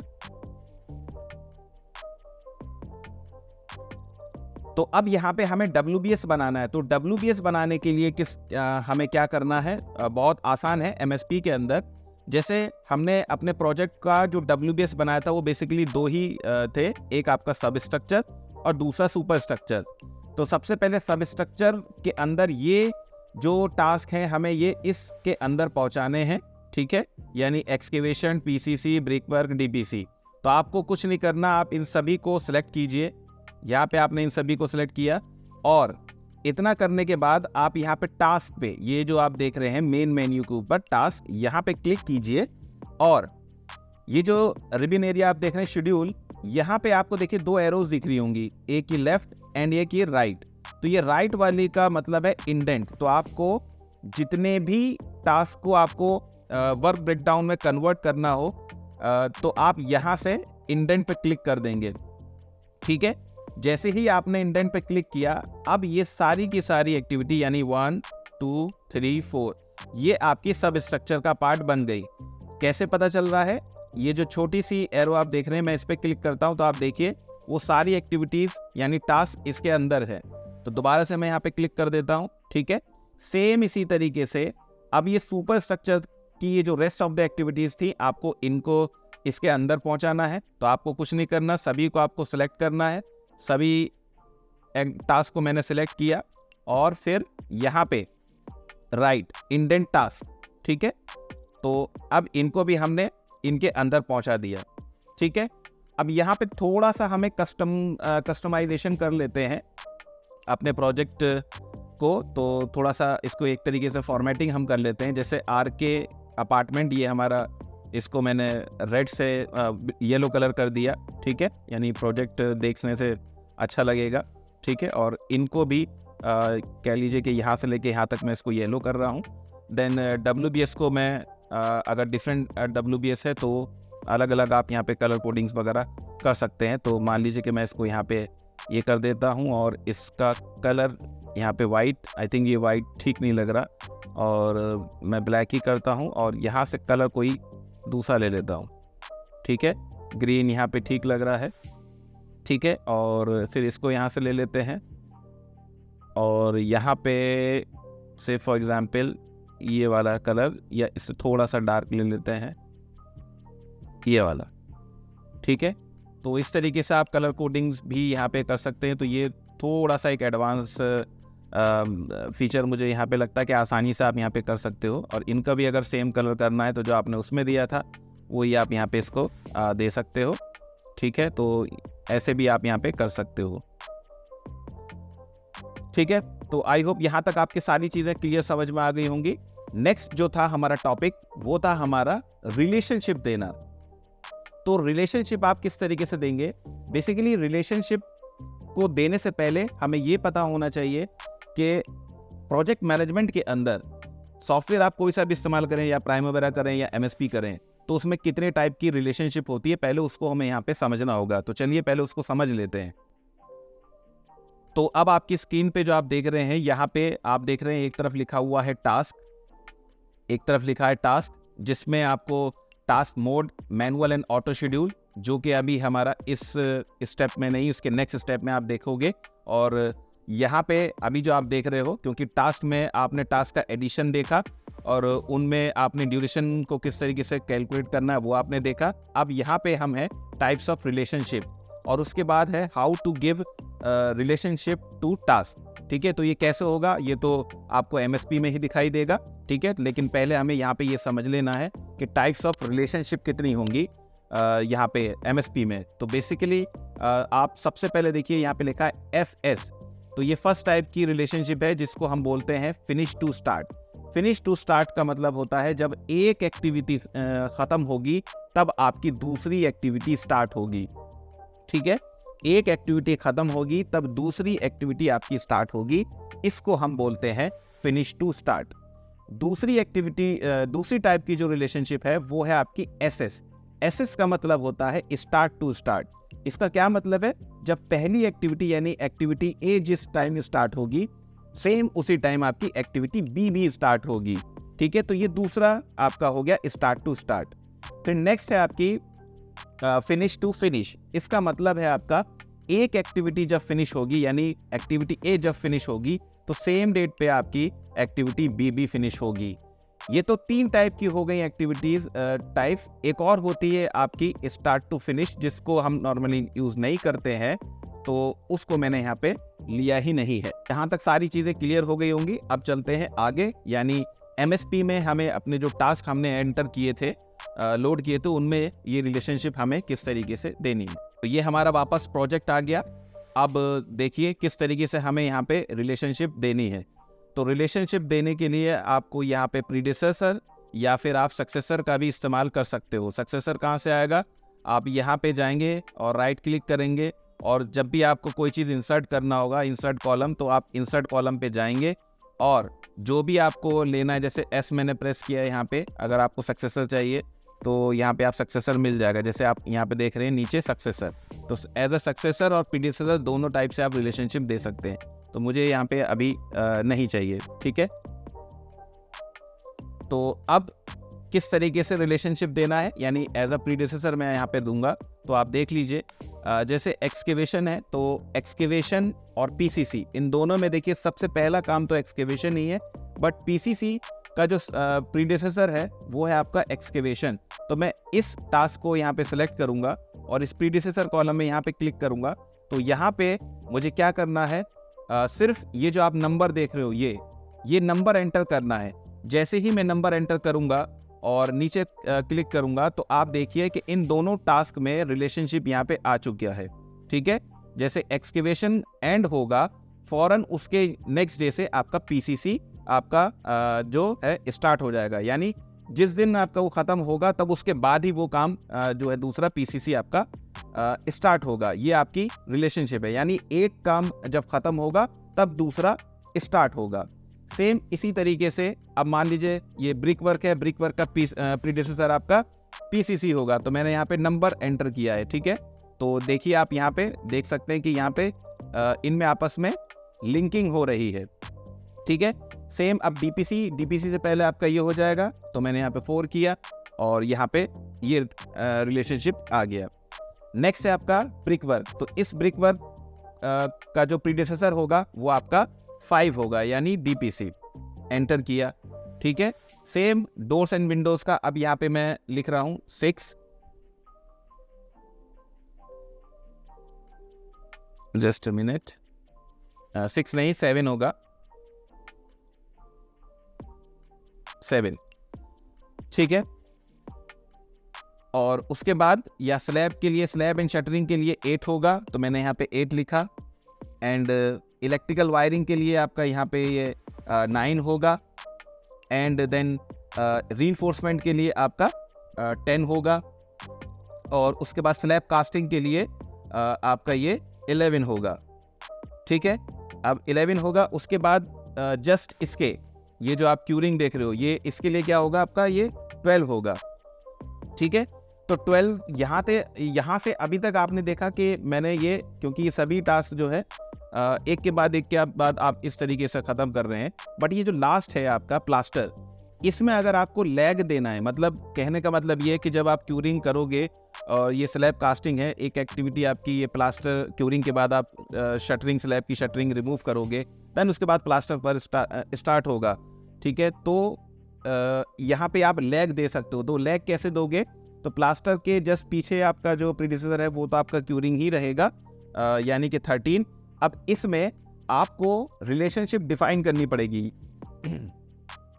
तो यहाँ पे आपको रिलेशनशिप डिफाइन करनी होगी, यानी क्यूरिंग के बाद आप प्लास्टर करोगे तो एफ एस का मतलब हो गया प्रीडेसेसर तो आपका वो हो गया, लेकिन रिलेशनशिप आपको एफ रखनी है।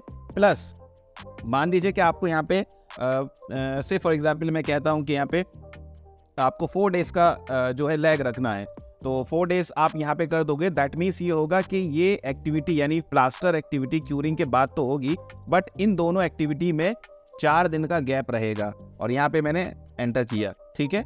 और ये आप यहाँ से देख सकते हैं, यहाँ से। तो अगर आप देखें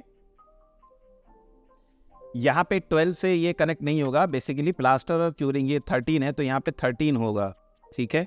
तो मैं इसको 13 कर दूंगा यहाँ से, ठीक है। और अब आप यहाँ पे देख सकते हैं ये जो आपका गैंट चार्ट है, तो आप देख सकते हैं कि ये जब एक्टिविटी ख़त्म होगी यानी क्यूरिंग हम कर लेंगे, उसके ठीक 4 दिन बाद जो है आप ये वाली एक्टिविटी यानी टास्क को आप स्टार्ट करोगे। सो इस तरीके से आप यहाँ पे जो है आपको रिलेशनशिप अपने शेड्यूल के अंदर यानी प्रोजेक्ट के अंदर आपको देना है। अब यहाँ तक हमने रिलेशनशिप टाइप्स को समझ लिया और अपने प्रोजेक्ट में जितने भी हमारे टास्क थे सभी में हमने रिलेशनशिप को दे भी दिया। लेकिन जो हमारा नेक्स्ट है स्टेप वो है आपका शेड्यूल एमएसपी। तो शेड्यूल इन एमएसपी, इसको हमें समझना है कि टास्क के अंदर किस तरीके से हमें शेड्यूलिंग कर सकते हैं। तो फॉर शेड्यूलिंग के लिए आपको 2 चीज़ें यहाँ पे समझनी पड़ेंगी, वो आपको यहाँ पे टास्क मोड में दिखाई देगा। तो अगर आप यहाँ पे देखें कि हमने ड्यूरेशन यहाँ पे दिया हुआ है, ठीक है, लेकिन यहाँ पे ये जो टास्क हैं excavation, PCC, brick work, DPC, these task all are manually schedule, ठीक है। अगर आपको इनको ऑटो शेड्यूल करना है तो आपको कुछ नहीं करना, इन सभी को आप यहाँ पे सेलेक्ट कीजिए और टास्क में जब आते हैं यानी टास्क मेन्यू के अंदर ये टास्क रिबन में आपको 2 ऑप्शन मिलते हैं, मैनुअली एंड ऑटो। तो आप यहाँ पे ऑटो शेड्यूल कर दीजिए, ठीक है। सेम इसी तरीके से आप यहाँ से इन सभी को सिलेक्ट कर दीजिए और ऑटो शेड्यूल कर दीजिए। तो ये बेसिकली 2 तरीके से आप यहाँ पे शेड्यूलिंग कर सकते हैं। यहाँ तक आपने auto schedule and manual schedule किस तरीके से करना है ये तो देख लिया होगा, बट इसमें ये क्या डिफरेंस है उसको समझने के लिए मैं आपको यहीं पे 2 टास्क एंटर करता हूँ। आप देखिए टास्क ए और टास्क बी। तो आप यहाँ देख सकते हैं कि बाय डिफ़ॉल्ट आपको ये मैनुअली शेड्यूल मिलता है। तो जब तक आपका मैनुअली शेड्यूल आपका रहता है तो जो ड्यूरेशन आप देख रहे हो वो ड्यूरेशन और जो आपका एमएसपी है वो कैलकुलेट नहीं करता है। लेकिन जैसे ही आप इसे ऑटो शेड्यूल में कर देते हैं तो आपकी जो एक तरीके से एमएसपी ऑटो शेड्यूल करके स्टार्ट और फिनिश डेट भी वो कैलकुलेट करके बता देता है। तो आप इन दोनों को सिलेक्ट कीजिए और ये टास्क मेन्यू में, ये जो आप देख रहे हैं टास्क मेन्यू में, और ऑटो शेड्यूल पे यहाँ क्लिक कर दीजिए। जैसे ही आपने ऑटो शेड्यूल में क्लिक किया तो आप यहाँ पे देख सकते हैं कि ये एक तरीके से अपने हिसाब से एक ड्यूरेशन दे रहा है टास्क को, ठीक है। जैसे 1 डे यहाँ पे इसने रेंडम दे दिया। अब आप इनको आप अपने हिसाब से कस्टमाइज़ कर लीजिए, ठीक है। तो यहाँ पे भी आप देख लीजिए मैंने बढ़ा दिया। तो यहाँ से इस तरीके से ये एक छोटा सा डिफरेंस है auto schedule and manually schedule में। तो आई होप ये डिफरेंस समझ में आ गया होगा। अब मैं इसको यहाँ से हटा देता हूँ क्योंकि इनकी हमें ज़रूरत नहीं है दोनों की, ठीक है। सो नेक्स्ट स्टेप जो है हमारा वो है आपका क्रिटिकल पाथ। तो क्रिटिकल पाथ में यानी हमारे जो शेड्यूल हमने बनाया है तो चेक करते हैं कि हमारा क्रिटिकल पाथ में कौन कौन से टास्क आ रहे हैं। तो यहाँ तक अगर देखें तो अभी तक यहाँ तक सारी चीज़ें क्लियर हो गई थी। तो क्रिटिकल टास्क को चेक करने के लिए यानी क्रिटिकल पाथ को चेक करने के लिए आपको कुछ नहीं करना, आप गैंट चार्ट पे यहाँ पे क्लिक कीजिए और यहाँ पे ये जो आप देख रहे हैं बार स्टाइल्स रिबन एरिया, इसमें सबसे ऊपर आ रहा है क्रिटिकल टास्क। यहाँ पे आप क्लिक कर दीजिए। तो जैसे ही आपने यहाँ पे क्लिक किया तो आप यहाँ पे देख सकते हैं कि जितने भी आपके शेड्यूल के अंदर जो टास्क आपके क्रिटिकल होंगे वो रेड कलर के आपको यहाँ पे दिखाई देंगे। अब यहाँ पे अगर आप नोटिस करें कि ये जो सभी टास्क हैं ये क्रिटिकल इस वजह से बिकॉज मैंने यहाँ पे एक ही टाइप की रिलेशनशिप इस्तेमाल करी है जो कि फिनिश टू स्टार्ट है। इसी वजह से सभी टास्क आपके क्रिटिकल पाथ में दिखाई दे रहे हैं। जब टास्क का नेचर यानी रिलेशनशिप आपके जो चेंज होंगी यानी स्टार्ट टू स्टार्ट भी आपका इस्तेमाल होगा, फिनिश टू स्टार्ट भी होगा और फिनिश टू फिनिश भी अगर आप करेंगे तब आपका डिफरेंट क्रिटिकल पाथ आप यहाँ पे अपने शेड्यूल के अंदर देख सकते हो। तो आई होप आपको यहाँ तक सारी चीज़ें क्लियर समझ में आ गई होंगी। सो रिसोर्सेज के हमें अंदर जो चीज़ें समझनी है एमएसपी के अंदर वो काफ़ी सारी चीज़ें हैं और कुछ बेसिक्स जो रहेंगे वो आपको यहाँ पे पहले समझने होंगे और उसके बाद इस रिसोर्सेज का जो कॉन्सेप्ट है यानी एमएसपी के अंदर आपको जब भी रिसोर्सेज पे वर्क करना हो तो वो कौन से स्टेप्स हैं जिनको आप फॉलो करोगे और माइक्रोसॉफ्ट प्रोजेक्ट के अंदर आप तमाम यानी रिसोर्सेज पे इनिशियल टू फाइनल वर्क करोगे। सो जैसे कि आपके यहाँ पे स्क्रीन पे मैंने लिखा हुआ है तो पहले आप इसको समझिए कि एमएसपी के अंदर यानी माइक्रोसॉफ्ट प्रोजेक्ट के अंदर कितने टाइप के रिसोर्सेज अवेलेबल हैं। तो बेसिकली एमएसपी के अंदर 3 टाइप के रिसोर्सेज हैं। There are 3 types of resources in MSP, जिनमें से सबसे पहला है आपका वर्क रिसोर्स, दूसरा आता है आपका कॉस्ट रिसोर्सेज एंड तीसरा आता है आपका मटेरियल रिसोर्सेज। अब इनमें सबसे ज़्यादा इंपॉर्टेंट चीज़ ये है, कभी कभी ये चीज़ इंटरव्यू में भी पूछ ली जाती है कि आपका ये जो 3 टाइप के जो रिसोर्सेज हैं माइक्रोसॉफ्ट प्रोजेक्ट के अंदर, इसमें स्पेशल रिसोर्सेज जो होते हैं वो आपके कॉस्ट और मटेरियल रिसोर्सेज कहलाते हैं। तो इस चीज़ को याद रखिएगा, ठीक है। जो 3 टाइप के रिसोर्सेज हैं इनमें स्पेशल रिसोर्सेज कहा जाता है कॉस्ट एंड मटेरियल रिसोर्सेज को। अब इनको हम थोड़ा सा और डिटेल में देख लेते हैं। वर्क रिसोर्सेज में क्या क्या चीज़ आती हैं। तो वर्क रिसोर्सेज में बेसिकली आपका जो मैन पावर रहेगी और इक्विपमेंट्स रहेंगे। कुछ लोग कहते हैं कि मटेरियल के अंदर यहाँ पे आप इक्विपमेंट्स को ले सकते हैं, but that is totally wrong. Work resources के अंदर ही आपका मैन पावर एंड इक्विपमेंट्स यहाँ पे आते हैं, ठीक है। तो यही चीज़ मैंने यहाँ पे नीचे लिखी हुई है। वर्क रिसोर्सेज के अंदर आप ह्यूमन रिसोर्स एंड इक्विपमेंट्स को ऐड करोगे। फिर नेक्स्ट आपका आता है मटेरियल रिसोर्सेज। तो मटेरियल रिसोर्सेज में बेसिकली कंज्यूमेबल आइटम्स आते हैं, जस्ट लाइक एग्रीगेट हुआ, ब्रिक्स हुआ, सीमेंट हुआ। तो जो भी आपके प्रोजेक्ट में मटेरियल रिसोर्सेज हों यानी जो कंज्यूमेबल आइटम्स हों वो मटेरियल की कैटेगरी में जाते हैं। और जो तीसरा टाइप का जो यहाँ पे रिसोर्स है वो है आपका कॉस्ट रिसोर्सेज। तो इसके बारे में यहाँ पे थोड़ा सा पढ़ लीजिए, ये क्या रिप्रेजेंट करता है। It represents a financial cost associated with the task you need to account for in the plan.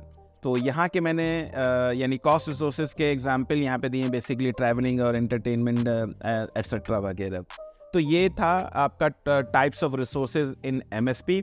अब ये जो रिसोर्सेज का जो टॉपिक है यानी एमएसपी के अंदर हमें किस तरीके से रिसोर्सेज पे वर्क करना है और फिर उसका जो है इम्प्लीमेंटेशन है इन एमएसपी वो कैसे होगा। तो इम्प्लीमेंटेशन कराने से पहले आपको ये समझना होगा कि एक्चुअल में रिसोर्सेज की जो लर्निंग है एमएसपी के लिए उनमें कौन कौन से जो इम्पोर्टेंट स्टेप्स हैं उनको हमें यहाँ पे समझना है।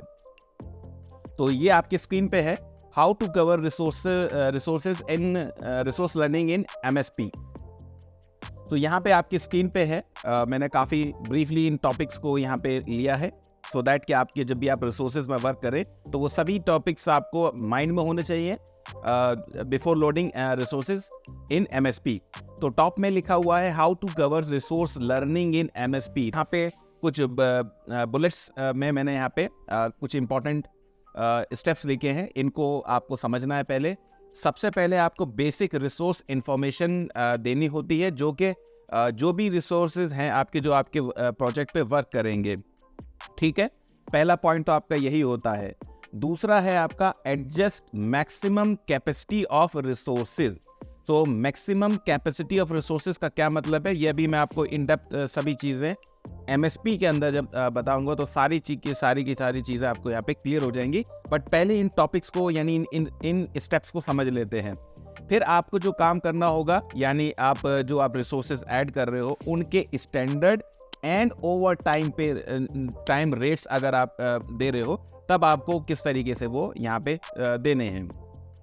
फिर तीसरा है आपका फोर्थ इंपॉर्टेंट स्टेप है changes resources working and non working time. यानी अगर किसी रिसोर्स की आपको वर्किंग और उसकी नॉन वर्किंग टाइम को अगर चेंज करना है, तब वो आप यहाँ पे कैसे करोगे। फिर आपका create cost resources for financial track. And last में है आपका record additional information about resource in note. अब ये सभी स्टेप्स जो आप देख रहे हो, इनको मैंने यहाँ पे एक तरीके से आपको इमेज भी दिखाई है। तो बेसिक रिसोर्स इंफॉर्मेशन में अगर आप यहाँ पे देखें कि आपको रिसोर्स की लिस्ट बनानी होगी, उसका टाइप डिफाइन करना होगा, ठीक है, और यहाँ पे मटेरियल वगैरह ये सब आप बता सकते हैं। ये बेसिक कैटेगरी में आ जाता है यहाँ तक अगर आप देखें, ठीक है। तो ये बेसिक इंफॉर्मेशन में आपको यहाँ से लेके यहाँ तक चीज़ें देनी होंगी। फिर आपका यहाँ पे आ रहा है मैक्सिमम कैपेसिटी, यानी एडजस्ट करनी है मैक्सिमम कैपेसिटी ऑफ रिसोर्सेज। तो आप यहाँ पे देख रहे हैं इस कॉलम के अंदर ये मैक्सिमम कैपेसिटी आप देख रहे हैं 100%, 100%, 50%, 100%। ये क्या मतलब है? तो बेसिकली इनका जो मतलब होता है, जैसे अगर यहाँ पे मैं रिसोर्स नेम अगर आप कहूँ कि रॉबिन वुड 100%, यानी मैक्सिमम कैपेसिटी 100%, इसका मतलब ये है, तो इसका जो मतलब है वो ये मतलब है कि रॉबिन जो वुड जो रिसोर्स है वो आपके पास 100% यानी आपके टास्क पे फुल टाइम वर्क कर रहा है, ठीक है, और ये आपके पास अवेलेबल भी है। इसी तरीके से अगर यहाँ पे दूसरा मैं लूँ शेरोन, ये वाला जो है आपका दूसरा रिसोर्स है, ये मैक्सिमम जो परसेंटेज यहाँ पे 50 है। दैट मीन्स ये जो रिसोर्स है ये आपके प्रोजेक्ट के ऊपर 100% अवेलेबल नहीं है। दैट मीन्स ये 50% ही आपके प्रोजेक्ट पे वर्क कर रहा है। ये जिस भी टास्क पे आपने इसको असाइन किया हुआ है, तो ये कम्प्लीटली आपके उस प्रोजेक्ट पे वर्क नहीं कर रहा है। फॉर एग्जाम्पल अगर आप एक टास्क पे 100% अगर आप लगा रहे हो 8 घंटे कोई रिसोर्स काम कर रहा है, तो ये जो है शेरोन जो है ये आपके 4 घंटे ही वर्क कर रहा है। ये आपका मैक्सिमम कैपेसिटी का मतलब ये है। इसी तरीके से अगर आपको रिसोर्सेज के working and non working time, तो यहाँ पे मैंने ये इमेज में दिखाया हुआ है, जैसे पर्टिकुलर रिसोर्स का नाम भी यहाँ पे दिखाया हुआ है कि अगर आपको उसका working and non working time change करना है तो आप उसके लिए कैलेंडर पे जाएंगे और उसका working and non working time में चेंजेस कर सकते हैं, ठीक है। फिर ये जो आप देख रहे हैं क्रिएट कॉस्ट रिसोर्सेज, तो ये आप यहाँ पे देखेंगे ये, ठीक है। और लास्ट में है अगर आपको कोई एडिशनल इंफॉर्मेशन देनी है रिसोर्स की इन नोट फॉर्मेट में, तो किस तरीके से देंगे और कैसे वो आपको आइडेंटिफाई होगा, यानी कैसे आप पहचानेंगे कि आपने कोई पर्टिकुलर रिसोर्स पे कुछ एक नोट लगा रखा है, ठीक है। तो ये इंडिकेटर कॉलम होता है और यहीं पे वो सारी चीज़ें आ जाती हैं। जैसे भी माउस आप इसके करीब लेके आओगे, ये तो एक इमेज है तो इसलिए यहाँ पे नहीं दिखाई दे रहा है, बट MSP में जब हम इस पे वर्क करेंगे तो वो आपको नज़र आएगा। तो चलिए अब ये सारी चीज़ें जो है स्टेप बाय स्टेप अब हम MSP में समझ लेते हैं किस तरीके से हमें इन पे वर्क करना है। तो अब यहाँ पे हम रिसोर्सेज को ऐड कर लेते हैं और देखते हैं MSP के अंदर किस तरीके से आपको रिसोर्सेज को ऐड करना है। तो रिसोर्सेज को ऐड करने के लिए हमें सबसे पहले जो है रिसोर्स शीट पे जाना होगा, जहाँ पे आपको सारे अपने रिसोर्सेज को ऐड करना होगा।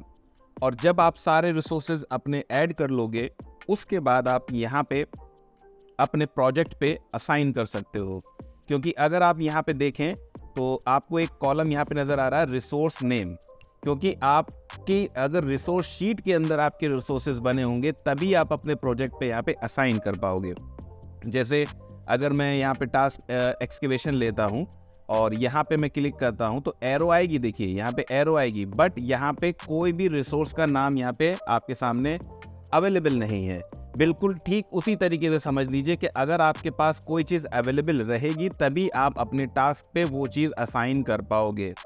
तो अवेलेबल होगी कहाँ से, इसका कॉन्सेप्ट मैंने आपको बताया कि रिसोर्स शीट को आपको पहले प्रिपेयर करना पड़ेगा और वहाँ से जब सारी चीज़ें आप असाइन कर दोगे, आई मीन टू से सभी चीज़ें वहाँ पे आप ऐड कर दोगे, तब आप यहाँ पे जब जाओगे जिस भी टास्क को आप सिलेक्ट करोगे उस पे फिर आप जो भी आप रिसोर्सेज लगाना चाहते हैं, असाइन करना चाहते हैं, वो आसानी से आप असाइन कर सकते हो। अब सवाल ये होता है कि रिसोर्स शीट पे जाने के कौन से कितने मेथड हैं। तो रिसोर्स शीट पे जाने के आप यहाँ से, वैसे तो एमएसपी के अंदर कई सारे मेथड हैं, बट मैं भी यही बोलूँगा कि जो शॉर्टेस्ट रूट होता है वो आप यहाँ पे फॉलो कर सकते हो। तो देखिए, पहला अगर मैं यहाँ पे कहूँ कि ये जो आप लेफ्ट हैंड साइड पे व्यूज़ देख रहे हैं, यहाँ पे एरो पे आप जाओगे, ठीक है, तो रिसोर्स शीट आपको यहाँ पे दिख जाएगा। एक तरीका ये है, तो जैसे ही मैंने यहाँ पे क्लिक किया, आपके सामने यहाँ पे देखिए रिसोर्स शीट खुल के आ गई है। बट इससे भी और शॉर्टेस्ट रूट है, वो क्या है, तो अगेन मैं वापस चले जाता हूँ अपना गैंट चार्ट व्यू पे, ठीक है। तो यहाँ पे देखिए गैंट चार्ट व्यू पे मैं दिखा देता हूँ। ये हालांकि मैंने शुरुआत में ही चीज़ें बताई थी कि कुछ व्यूज़ आपको यहाँ बॉटम पे मिलते हैं स्टेटस बार पे। तो पहला जिसमें गैंट चार्ट है, अगर मैं यहाँ पे क्लिक करके नहीं जाता, यहाँ से भी कर देता तो भी डायरेक्ट यहाँ पे आ जाता। दूसरा आपका यहाँ पे टास्क यूजेज है, फिर तीसरा आपका टीम प्लानर व्यू है और चौथा आपका रिसोर्स शीट है। तो मैं यहाँ से देखिए, अगर मैं इसको ऐसे ऐसे करता हूँ तब जाके रिसोर्स शीट निकल कर आएगा, यानी इतना, ठीक है, करने के बाद। तो यहाँ से भी नहीं जाके और शॉर्टेस्ट रूट पकड़ लिया, आप सीधा यहाँ पे क्लिक कर दीजिए तो डायरेक्ट आप उसी रिसोर्स शीट पे आ जाएंगे। तो ये तो थे आपके दो मेथड। एक और मेथड है, बट वो अंदर से ये जो आप व्यूज़ पे जाके इस तरीके से व्यूज़ पे क्लिक कर सकते हैं, तो थोड़ा सा लेंथीएस्ट मेथड है। आप इन दोनों में से कोई सा एक ऑप्ट कर लीजिए। अब रिसोर्स आपके पास जो भी हैं तो आप ऐड कर लीजिए। फॉर एग्जांपल मैं यहाँ पे ऐड करता हूँ, मान लीजिए एज पर आवर प्रोजेक्ट कुछ मैं रिसोर्स ऐड करके दिखाऊंगा आपको। तो मैसन मैंने यहाँ पे ले लिया रिसोर्स नेम में। तो जैसे ही मैंने मैसन यहाँ पे डाला तो उसके बाद आपने देखा कि ये सारे कॉलम्स में कुछ ना कुछ चीज़ें आ गई हैं, ठीक है। तो सबसे पहले यहाँ पे जो टाइप है, तो ये मैसन क्या है मैंने आपको बताया। रिसोर्स में एमएसपी के अंदर 3 टाइप के रिसोर्सेज हैं, जिसमें वर्क, आपका कॉस्ट एंड तीसरा आपको मैंने क्या बताया था, मटेरियल। तो मैसन एंड वर्क रिसोर्सेज के अंदर आपका मैन पावर और आपके इक्विपमेंट्स दोनों ही आएंगे। तो मैसन किस कैटेगरी में आ रहा है, मैसन आपका आ रहा है वर्क कैटेगरी में। तो आप इसको यहाँ पे एज इट इज रहने देंगे। अदरवाइज कैटेगरी आपको चेंज करनी है तो यहाँ एरो पे जाइएगा, यहाँ मटेरियल एंड कॉस्ट दोनों ही आपको यहाँ पे इसके साथ साथ मिल रहे हैं, ठीक है। क्योंकि ये वर्क टाइप है तो आप यहाँ पे कुछ इसकी यूनिट वगैरह डिफाइन नहीं कर सकते। अब इनिशियल्स क्या है कि जो भी आप रिसोर्स ऐड करते हो तो वो उसका फर्स्ट अल्फ़ाबेट जो है वो आप यहाँ पे इनिशियल क्रिएट कर देता है। हालांकि आप यहाँ पे इसको चेंज कर सकते हो, अपने अकॉर्डिंगली कुछ भी यहाँ पे बना सकते हो। ग्रुपिंग में ये है कि आप ऐसा समझ लीजिए कि आप रिसोर्स बना रहे हो, जैसे अगर मैं कहूँ इंजीनियर्स है और आपके प्रोजेक्ट पे कई सारे इंजीनियर्स हैं, ठीक है, तो आप इंजीनियर्स करके एक ग्रुप भी बना सकते हो, ठीक है। और फिर यहाँ पे आप देखिए ये है आपकी 100%। ये अगर आप देख रहे हैं मैसन 100%, तो 100% का मतलब मैंने आपको बताया था कि ये रिसोर्स आपके प्रोजेक्ट पे अवेलेबल है। और जो भी आपका वर्क पैटर्न टाइम शेड्यूल है, यानी जो कैलेंडर को आप फॉलो कर रहे हो 8 घंटे 9 घंटे 10 घंटा, तो आपके पास ये मैसन फुल टाइम वर्क कर रहा है, इसका ये भी मतलब होता है। और साथ साथ यहाँ पे एक चीज़ और ये रिप्रेजेंट करता है कि 100% का मतलब मैसन यहाँ पे एक है। अगर आपको यहाँ पे मान लीजिए कि 4 मैसन करने हैं तो आप यहाँ पे ये 4 मैंने आपको यहाँ पे कर दीजिए तो 400 हो गया। दैट मीन्स आपके मैसन 400 है का मतलब 100% आपके पास अवेलेबल है, साथ ही साथ इनकी क्वांटिटी 4 है, ठीक है। अगर आपको इनका रेट देना है पर आवर के हिसाब से, पर डे के हिसाब से, तो आप यहाँ पे दे सकते हो, ठीक है। तो मान लीजिए कि मैं पर डे के हिसाब से दे रहा हूँ तो 500 रुपीज़ पर डे मैंने यहाँ पे दे दिया, ठीक है। तो ये 500 रुपीज़ पर डे हो गया।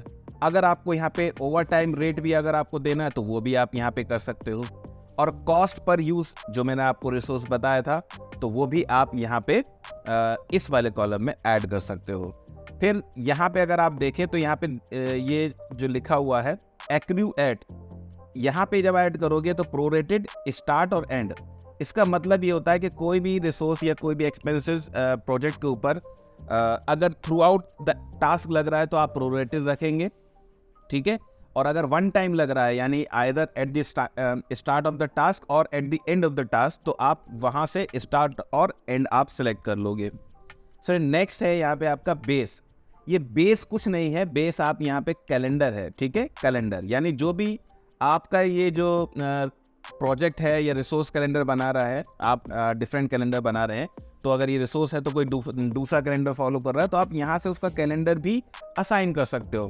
तो मैंने आपको इसमें दिखाया था कि मैंने 6x8 कैलेंडर लिया था, ठीक है। और जैसे ही आप एरो पे यहाँ पे क्लिक करते हो तो आपको देखिए फर्दर और भी कैलेंडर्स मिल रहे हैं, 6x8, 24 hours, night shift and standard. तो जो भी आपका कैलेंडर हो, चाहे आपका एक ग्लोबल कैलेंडर हो जो कि आपका through out the project use हो रहा है, सभी चीज़ें उसमें इस्तेमाल हो रही हैं, और अगर आपने रिसोर्स का कैलेंडर अलग बनाया हुआ है तो आप रिसोर्स का कैलेंडर भी अलग बना के वो कर सकते हो, ठीक है। इट्स अप टू यू कि आप कौन सी चीज़ों को किस तरीके से प्रीफर कर रहे हो। नेक्स्ट है आपका कोडिंग, तो आप यहाँ पे कोडिंग भी आप कर सकते हो, ठीक है। और लास्ट में आपका ये ऐड न्यू कॉलम है, यानी जो भी फर्दर आप in addition to these columns कुछ फर्दर और ऐड यहाँ पे करना चाहते हैं रिलेटेड टू रिसोर्सेज, तो आप फर्दर आप यहाँ पे जाके ऐड कर सकते हो। ये मैंने मैसेज ऐड कर दिया। अब यहाँ पे मैं एक दो रिसोर्सेज और ऐड कर लेता हूँ। मान लीजिए कि मैंने हेल्पर भी यहाँ पे ले लिया, ठीक है। तो हेल्पर भी आपका अगर आप देखें तो ये वर्क कैटेगरी में आएगा। इनिशियल इसने एच ले लिया। अब ये भी मैंने मान लिया कि 4 हेल्पर या मान लीजिए मैंने ले लिए 6 हेल्पर ले लिए, 6 हेल्पर, और रेट डाल दिया इनका 400 रुपये पर डे, ठीक है, 400 रुपये पर डे, ठीक।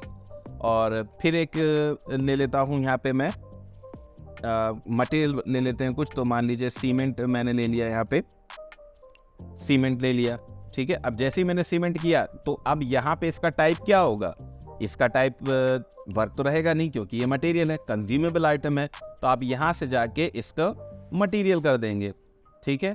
मटेरियल आपने किया, इनिशियल उसने सी ले लिया, मैक्सिमम। अब आप देखें यहाँ पे ये जो आप मैक्सिमम देख रहे हो आप, ये आप इसे बढ़ा नहीं सकते, इसे आप बढ़ा नहीं सकते। डबल क्लिक करेंगे तो फर्दर आप इसकी और डिटेल इन्फॉर्मेशन पे चले जाएंगे उस पर्टिकुलर रिसोर्सेज की, बट यहाँ से मैक्सिमम ये आप नहीं कर सकते। आपको स्टैंडर्ड रेट डालना है तो मान लीजिए कि 350 रुपये पर बैग या 400 रुपये पर बैग, जो भी आपके एरिया में चल रहा हो, ठीक है। सॉरी, यहाँ पे 350 रुपये बैग। अब मैं बाहर क्लिक कर रहा हूँ तो ये नहीं ले रहा क्योंकि नंबर्स वाली चीज़ें मैं आप सिंपली आप जो है नंबर ऐड करोगे, ठीक है। उसके बाद ये इससे भी कोई मतलब नहीं है, ठीक है। और बेस कैलेंडर तो आपका इससे कोई मतलब नहीं है, ठीक है। देन यहाँ पे एक और ले लेते हैं आपका, मान लीजिए मैंने ब्रिक्स ले लिया क्योंकि ये मटेरियल है, ठीक है। और एक और ले लिया यहाँ पे स्टील ले लिया, ठीक है। तो जो भी मटेरियल आपका रहेगा वो आप यहाँ पे कर सकते हो। ये आपका मटेरियल हो गया, ये भी आपका मटेरियल हो गया। रेट आप मान लीजिए कि 7 रुपये ब्रिक चल रहा है, स्टील आपका मान लीजिए 45 रुपये या फिर 50 या 65 रुपये पर केजी चल रहा है, ठीक है। तो इस तरीके से आपको यहाँ पे रिसोर्सेज आपके ऐड होंगे। और यहाँ पे जब भी आप मटेरियल रिसोर्स को ऐड करें तो उनकी यूनिट्स को आप ज़रूर डिफ़ाइन कर दीजिएगा। जैसे कि मैंने यहाँ पे 3 मटेरियल रिसोर्स को ऐड किया है, डिफ़ाइन किया है। तो सीमेंट है, क्योंकि यहाँ पे मैंने रेट्स जो है, आप जब नंबर्स वाली चीज़ देते हैं तो आपको यहाँ पे यूनिट से ही पता चल जाता है। तो आप यहाँ पे बैग्स लिख दीजिए, एंड ब्रिक्स आप यहाँ पे नंबर्स लिख दीजिए, एंड स्टील यहाँ पे आप केजी लिख दीजिए, ठीक है। तो ये पर केजी है। तो जैसे भी आप डिफ़ाइन करना चाहें वो आप कर सकते हो, बट यहाँ पे मैं बेसिक्स चीज़ें आपको समझा रहा हूँ, इस वजह से आपको यहाँ पे इतना समझ में आना चाहिए, ठीक है।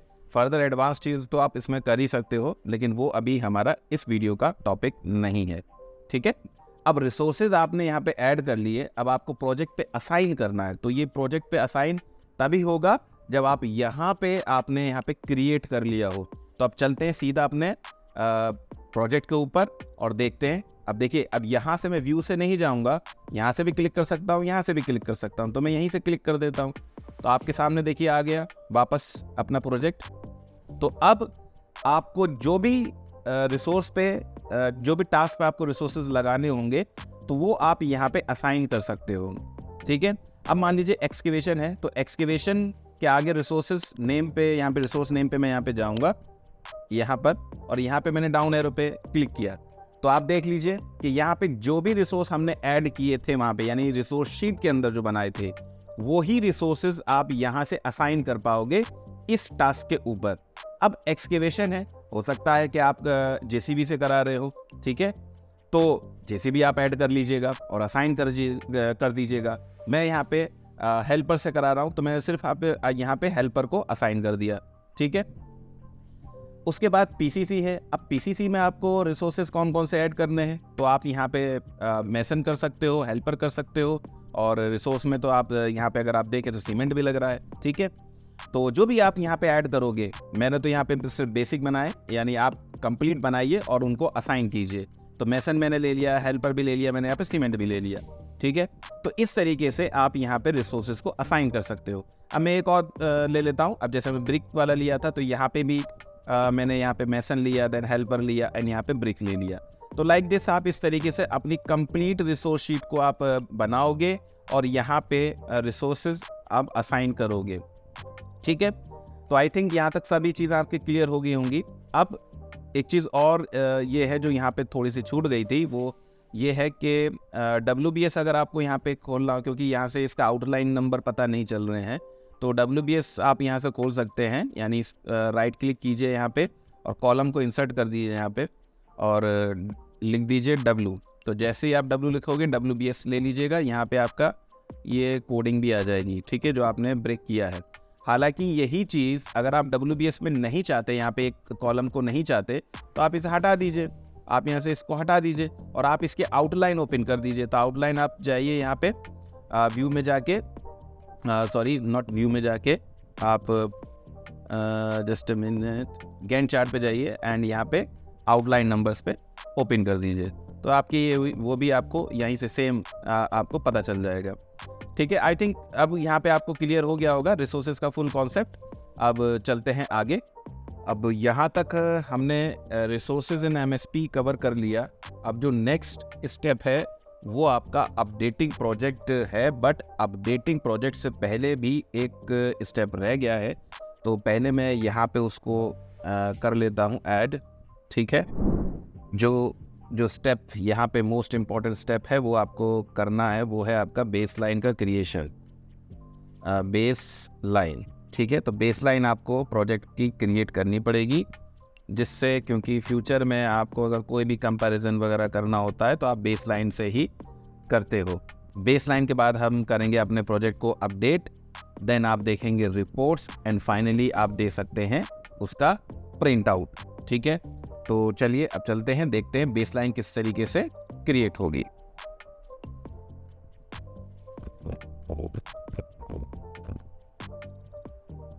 तो प्रोजेक्ट की बेसलाइन को जब आप ऐड करोगे, उससे पहले मैं यहाँ पे आपको कुछ चीज़ें दिखाना चाहता हूँ, क्योंकि यहाँ पे अगर आप देखें तो अगर देखिए इस प्रोजेक्ट के हिसाब से अभी तक जो हमने रिसोर्सेज ऐड किए थे, यहाँ पे तो देखिए जो कॉस्ट हमने जो भी ऐड हुई है अभी तक, तो आप देखिए मैं एक मिनट फिर से रिसोर्स शीट दिखा देता हूँ यहाँ पे, और आप देखिए कि मैंने मेसन में 400% दिया था और पर डे के हिसाब से 500 रुपये, तो ये हो जाता है आपका 2000 रुपये, ठीक है। तो यही मैंने आपको बताया था कि मैक्सिमम परसेंटेज आप में जितना भी आप डालोगे 400, 500, 800, उसका मतलब ये भी होता है कि नंबर ऑफ मेसन्स आपके पास कितने हैं।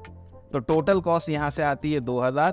इसी तरीके से आप यहाँ पे अगर आप देखें, ये जो हेल्पर देख रहे हैं तो 600, तो 600 का मतलब है 6 हेल्पर है, तो यहाँ पे 2400 रुपये होता है।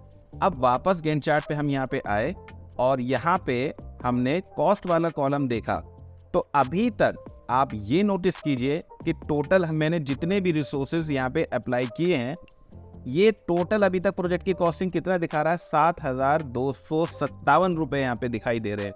तो कैसे, तो मैंने पहले वाले टास्क में यहाँ पे एक्सकेवेशन लिया था जिसमें मैंने सिर्फ हेल्पर लगाया था, और हेल्पर लगाया था या लगाए थे यानी 6 हेल्पर थे, तो आपने देखा कि 2400 रुपये यहाँ पे हो रहा है। सेम अब यहाँ पे सीमेंट बैग लगाया है यहाँ पे, और एक आपने देखा शायद हेल्पर लगाया और मेसन लगाया, तो ये तीनों ही हेल्प जो रिसोर्स लगाए इनकी कॉस्टिंग आप जोड़ ली 2150 है। फिर यहाँ पे ब्रिक एक, क्योंकि यहाँ पे नंबर ऑफ ब्रिक्स एक ही पड़ा हुआ है, इस वजह से आपको 7 रुपये यहाँ पे ये देखने को मिल रहा है। ठीक है, ये भी ध्यान दीजिएगा, यहाँ पे मैंने सिर्फ एक ही ऐड की थी, तो आप वो रिसोर्सेज के क्वांटिटी भी आप अपने हिसाब से एडजस्ट कर सकते हो। और ये सिर्फ यहीं पे नहीं, अगर मैं इस कॉलम को हाइड भी कर देता हूं तो आप प्रोजेक्ट की इंफॉर्मेशन यहां से भी आप ले सकते हो। कहां से, मैं आपको दिखाता हूं। आप यहां पे क्लिक कीजिए प्रोजेक्ट पे, और ये प्रोजेक्ट इंफॉर्मेशन पे जाइए और स्टैटिस्टिक्स पे क्लिक कीजिए। यहां से आपको पता चल जाएगा कि अभी तक आपने इस प्रोजेक्ट पे क्या क्या चीज़ें यहाँ पे आपने कर रखी हैं। तो जैसे कि देखिए अब टोटल 7,200 यहाँ पे आ ही चुका है। ठीक है, अब अगर आप बेसलाइन देखें तो बेसलाइन आप देखिए यहाँ पे कुछ नहीं है, 0 चल रहा है। ठीक है, और ये प्रोजेक्ट अभी स्टार्ट भी नहीं हुआ है। ठीक है, तो आई होप यहाँ तक क्लियर हो गया होगा। अब हम चलते हैं बेसलाइन को असाइन करने के लिए। तो बेसलाइन कहाँ से असाइन होगी, तो आपको ये आपके मेन मेन्यू चल रहा है, व्यू, प्रोजेक्ट, टास्क, इसी में प्रोजेक्ट, क्योंकि आप प्रोजेक्ट की बेसलाइन असाइन कर रहे हो तो प्रोजेक्ट मेन्यू पे जाओ, और सीधा यहाँ पे देखिए ये शेड्यूल रिबन जो है आपका, यहाँ पे आपका लिखा हुआ है सेट बेसलाइन। तो यहाँ पे जरा डाउन एरो पे आप देखेंगे तो 2 ऑप्शन मिलते हैं, सेट बेसलाइन और क्लियर बेसलाइन। यानी आप बेसलाइन को सेट भी कर सकते हो, और अगर उसको हटाना चाहोगे तो आपको क्लियर बेसलाइन पे करना होगा। तो मुझे क्लियर नहीं, क्योंकि मैंने यहाँ पे बनाई नहीं है, तो अब बेसलाइन यहाँ पे असाइन करनी होगी। ठीक है, तो यहाँ पे सेट बेसलाइन पे चलते हैं, और यहाँ पे सेट बेसलाइन, ठीक है, किसके लिए करनी है आपको, एंटायर प्रोजेक्ट या किसी पर्टिकुलर सिलेक्टेड टास्क के लिए भी आप कर सकते हो। तो फिलहाल हमें एंटायर प्रोजेक्ट के लिए करना है, हम यहाँ पे कर देंगे ओके। तो जैसे ही आपने यहाँ पे ओके किया, आपके सामने आप देखिए यहाँ पे ये बेसलाइन आपके प्रोजेक्ट की यहाँ पे आ चुकी है। और एक बार मैं दोबारा यहाँ पे आपको प्रोजेक्ट टैब पे ही प्रोजेक्ट इन्फॉर्मेशन पे जाते हैं, और यहाँ पे प्रोजेक्ट स्टेटस पे क्लिक करते हैं। और अब अगर आप यहाँ पे देखिए कि जैसे ही मैंने बेसलाइन असाइन करी थी तो बेसलाइन भी यहाँ पे आ चुकी है। यानी बेसलाइन बेसिकली आपकी कंप्लीट प्रोजेक्ट की एग्जैक्ट रेप्लिका होती है। तो अभी हमारा प्रोजेक्ट स्टार्ट नहीं हुआ, तो जो आपका प्रोजेक्ट था सेम वही यहाँ पे रहेगा। जब आप इसको अपडेट वगैरह करोगे तब चीज़ें थोड़ी सी चेंजेस होंगी। ठीक है, तो यहाँ पे बेसलाइन का कॉन्सेप्ट क्लियर हो जाता है। अब इसके आगे अब चीज़ आती है कि हमें ये प्रोजेक्ट को अपडेट कैसे करना है, क्योंकि अभी तो हमारा एग्जीक्यूशन पार्ट स्टार्ट ही नहीं हुआ है। ये तो हमने टोटल जो है अपना एक तरीके से शेड्यूल यहाँ पे बना लिया, बट काम हमारा यहाँ पे स्टार्ट नहीं हुआ है। तो प्रोजेक्ट को अपडेट करने के लिए, यानी साइट से आपके पास आप इंफॉर्मेशन लोगे कि भाई कौन सा टास्क कितना कंप्लीट हो गया है, तो ये सभी चीज़ें आपकी अपडेटिंग में आती हैं। तो उसके लिए आपको कहाँ जाना होगा, आप टास्क पे जाओगे। ठीक है, और मान लीजिए जैसा आपका ये टास्क है एक्सकेवेशन। अब आपने साइट से इंफॉर्मेशन ली कि भाई ये काम कितना हो गया है, 20% हो गया है, ये 40% हो गया है, या 25% हो गया है, 50% हो गया है, जितना भी हो गया है। तो मान लीजिए कि इसको अगर 25% इसका जो है काम हो गया है, यानी कंप्लीट हो गई है, तो आपको क्या करना है, ये देखिए ऊपर ये शेड्यूल में आप देख रहे हो, यहाँ पे ये 25, ये क्या 25% कंप्लीट, यानी आप इस पर मार्क कर दोगे तो ये बताएगा कि ये टास्क जो है 25% हो गया है। तो मैंने इस पे यहाँ पे क्लिक किया। ठीक है, और जैसे ही आप यहाँ पे क्लिक करेंगे तो आपका ये जो टास्क है, आप गैंट चार्ट में देखिए कि इसमें कुछ यहाँ पे एक छोटी सी बार आई है। ठीक है, दैट मीन्स ये वाला प्रोजेक्ट जो है आपका 25% कंप्लीट हो चुका है। ठीक है, जब आप किसी भी टास्क को 100% करोगे, फॉर एग्जांपल मैं इसी को 100% कर दूं, यहाँ पे 100%, चलिए 50 कर देता हूं पहले। तो देखिए मैंने 50 करा तो ये आपका इतना हो गया है। ठीक है, यानी इसकी परसेंटेज इतना कंप्लीट हो गई है। सेम इसी तरीके से अगर मैं 75% करूं तो देखिए 75% हो गई। और फाइनली अगर मैं यहाँ पे 100% कर दूं तो आपका 100% यहाँ पे हो चुका है। ठीक है। और एक चीज़ नोट कीजिएगा कि जैसे ही 100% कोई पर्टिकुलर टास्क हो जाता है, उसके सामने इंडिकेटर पे आपको यहाँ पे टिक लगा हुआ आ जाएगा। ठीक है, जब तक 100% नहीं होगा वो टिक नहीं आएगा। ये इंडिकेट ही ये करता है कि this task was completed on Friday 6 यानी 28/6/24 जो यहाँ पे दिखाई दे रहा है, जो एज पर द शेड्यूल यहाँ पे चल रहा था। ठीक है, अब मैं दूसरा टास्क लेता हूँ यहाँ पे। अब मैंने दूसरा टास्क लिया, मान लो मैंने इसको यहाँ पे दिखा दी 50%, तो 50% मैंने लिया यहाँ पे, तो देखिए 50% इसकी प्रोग्रेस आ जाती है। ठीक है, और तीसरा मैं अब यहाँ पे ले लेता हूँ, मान लीजिए कि यहीं तक ले लेता हूँ और इसको मैं कर देता हूँ 75%। ठीक है, तो ये 75% हो गया और मान लीजिए चलिए इसको मैं 100% ही कर देता हूँ, तो आप देखिए यहाँ पे 100% हो गया। बट तीसरे टास्क में मैं यहाँ पे 50% कर देता हूँ। अब अगर आप यहाँ पे देखें कि ये जो टिक लगा हुआ है 50% तो मैंने दे दी इसमें, और ये जो है आपका दोनों जो है 100%, तो ये एज ऑन डेट आपके फिनिश हुए हैं, जो कि आपने यहाँ पे देखा, इसमें कोई मैंने डिले नहीं करी है। बट अब आपको इस प्रोजेक्ट को अपडेट करना होगा। तो अपडेट जब आप इसे करोगे तो कुछ ना कुछ, यानी ऐसा तो है नहीं कि आप प्लान आपने यहाँ पे बनाया उसी दिन आप अपडेट करोगे, नो। जैसे जैसे आपका एग्जीक्यूशन स्टार्ट होता चला जाता है तो फिर फर्दर डेट्स पे आपको प्रोजेक्ट की अपडेटेड रिपोर्ट भी देनी होती है। तो अब अगर मैं इसको अपडेट करूंगा तो किस डेट पे करूंगा, यानी जब यहाँ पे ये 50% हो गया है तो 50% के हिसाब से मान लो ये कहाँ जा रहा था, ये आपका जा रहा है 7/2 और ये चल रहा है आपका 7/4, नॉट 7/4, बेसिकली ये चल रहा है आपका 2/7 जुलाई है। ठीक है, और ये चल रहा है 4, तो मान लो कि मैं इसको 4 नहीं 3 जुलाई को अगर मैं अपडेट करूंगा तब क्या किस तरीके से रिपोर्ट आएगी वो भी हम यहाँ पे देखेंगे। तो उसके लिए आपको कहाँ जाना होगा, उसके लिए आप जाइए अपडेट करने के लिए, तो आप प्रोजेक्ट पे क्लिक कीजिए। तो प्रोजेक्ट टैब पे आने के बाद प्रोजेक्ट को आपको जब अपडेट करना होगा तो जिस भी डेट पर आप आओगे तो उस डेट को पहले आपको as a status date set करना पड़ेगा। तो उसके लिए आपको यहाँ पे देखिए ये प्रोजेक्ट मेन्यू के अंदर ही स्टेटस रिबन के अंदर, और यहाँ पे आप देखिए मैंने जैसे ही माउस को यहाँ पे रोका है तो इसने टूल टिप में इंफॉर्मेशन दी है, set the status date to report progress of the project.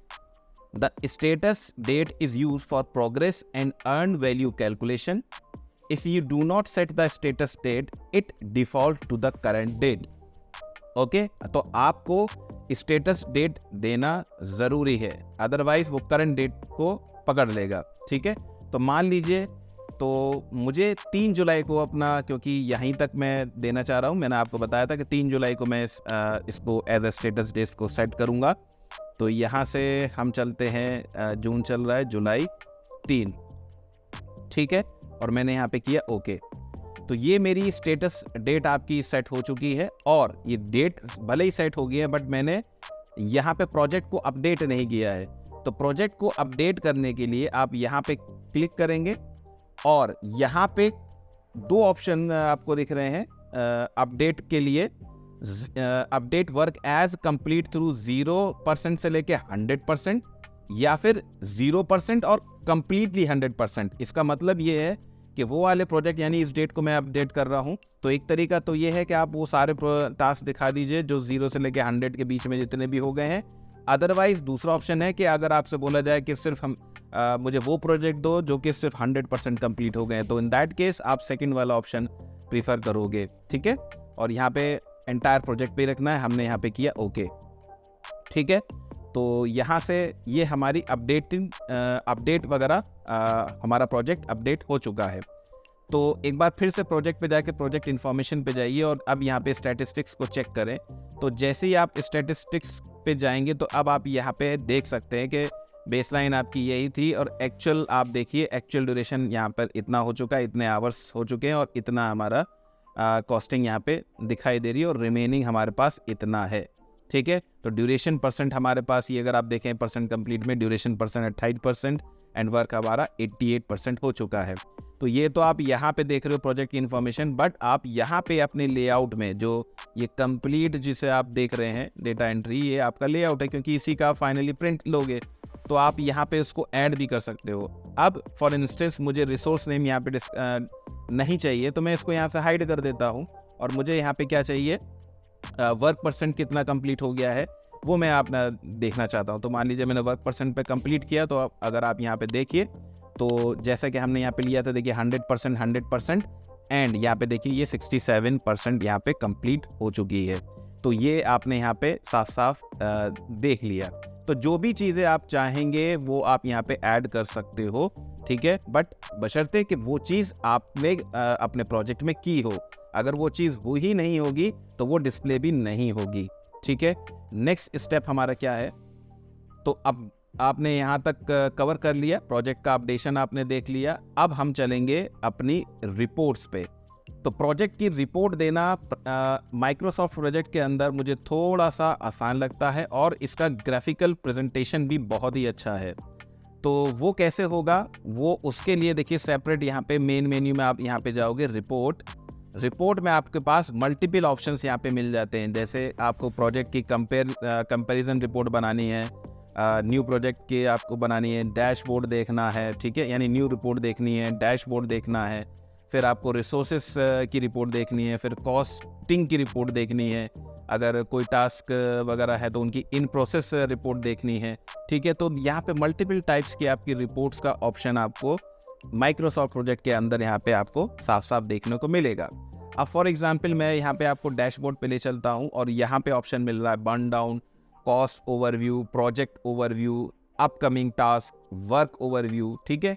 तो मैं यहाँ पे अगर मान लीजिए कि मैं प्रोजेक्ट के ओवरव्यू पे यहाँ पे क्लिक करता हूँ, तो जैसे ही मैंने प्रोजेक्ट का ओवरव्यू आप लिया तो आपने देखा कि हमारा 28% कंप्लीट हो चुका है और सब स्ट्रक्चर पार्ट में इतना दिखा रहा है, सुपर स्ट्रक्चर पार्ट हमारा यहाँ पे स्टार्ट नहीं हुआ है। सेम इसी तरीके से रिपोर्ट पे आप जाएं और यहाँ पे मान लीजिए कि कॉस्ट ओवरव्यू पे चलें तो आप देखिए कि कॉस्टिंग हमारी यहाँ पे इतनी आ चुकी है, ठीक है। तो एमएसपी के अंदर रिपोर्टिंग का जो प्रेजेंटेशन है वो मुझे बहुत ज़्यादा अच्छा लगता है। और प्रोजेक्ट दोबारा हम चलते हैं आपका रिपोर्ट पे और यहाँ से अब देखिए, अगर मैं यहाँ से अगर आपको रिसोर्सेज की दिखाऊं तो रिसोर्स, क्योंकि ओवर एलोकेशन यहाँ पे हुआ नहीं है तो वो दिखाई भी नहीं देगा। रिसोर्स ओवरव्यू पे हम यहाँ पे क्लिक करते हैं तो आप देखिए यहाँ से रिसोर्स स्टैटिस्टिक्स भी आप देख सकते हैं। तो जो भी आपने रिसोर्स असाइन किए होंगे तो उनकी रिपोर्ट यहाँ पे दिखाई देगी। अब क्योंकि मैंने बहुत ही कम रिसोर्स असाइन किए हुए हैं तो इसी वजह से आपको बहुत ज़्यादा जो है रिपोर्ट्स में ग्राफिकली और अट्रैक्टिंग चीज़ें आपको नज़र नहीं आएंगी। तो जैसे जैसे आप अपने प्रोजेक्ट पे डेटा अपडेट करते चले जाओगे वैसे वैसे आपको रिपोर्ट्स में भी बहुत सारी चीज़ें आपको देखने को मिलेंगी, ठीक है। और अब यहाँ पे अगर इन प्रोग्रेस है तो ये भी आप देख सकते हैं। जैसे अगर क्रिटिकल टास्क देखना है तो क्रिटिकल टास्क पर हमने क्लिक किया तो ये सभी हमारे टास्क जो थे आपके क्रिटिकल टास्क ही थे बेसिकली, ठीक है। तो रिपोर्ट पे आपने यहाँ से सारी चीज़ें आप देख ली होंगी। अब मैं वापस चलते हैं अपने अगर प्रोजेक्ट इन्फॉर्मेशन, ये एक बार फिर से मैं यहाँ पे दिखा देता हूँ, ये आपने देख ही लिया, ठीक है। अपने गैंट चार्ट व्यू पे चलते हैं और फाइनली अब आपको क्या करना है, अब आपको करना है इसका प्रिंट आउट लेना है। कि अगर आपसे रिपोर्ट मांगी है तो आप उसके लिए आपको क्या करना होगा, फाइल पे आप जाइए और प्रिंट पे आप यहाँ पे जाइए। तो जैसे ही आपने यहाँ पे क्लिक किया तो आपके सामने देखिए यहाँ पे जो है कंप्लीट एक तरीके से आपकी ये ऑन स्क्रीन रिपोर्टिंग आ चुकी है। तो आप इसको PDF बना के अपने क्लाइंट को सबमिट कर सकते हैं। तो आई होप आपको कंप्लीट प्राइमावेरा का एक बेसिक अंडरस्टैंडिंग यहाँ पे समझ में आ गई होगी। तो इस वीडियो के लिए सिर्फ इतना ही। अगर वीडियो पसंद आए तो ज़्यादा से ज़्यादा चैनल को लाइक, शेयर एंड सब्सक्राइब कीजिए। Thank you.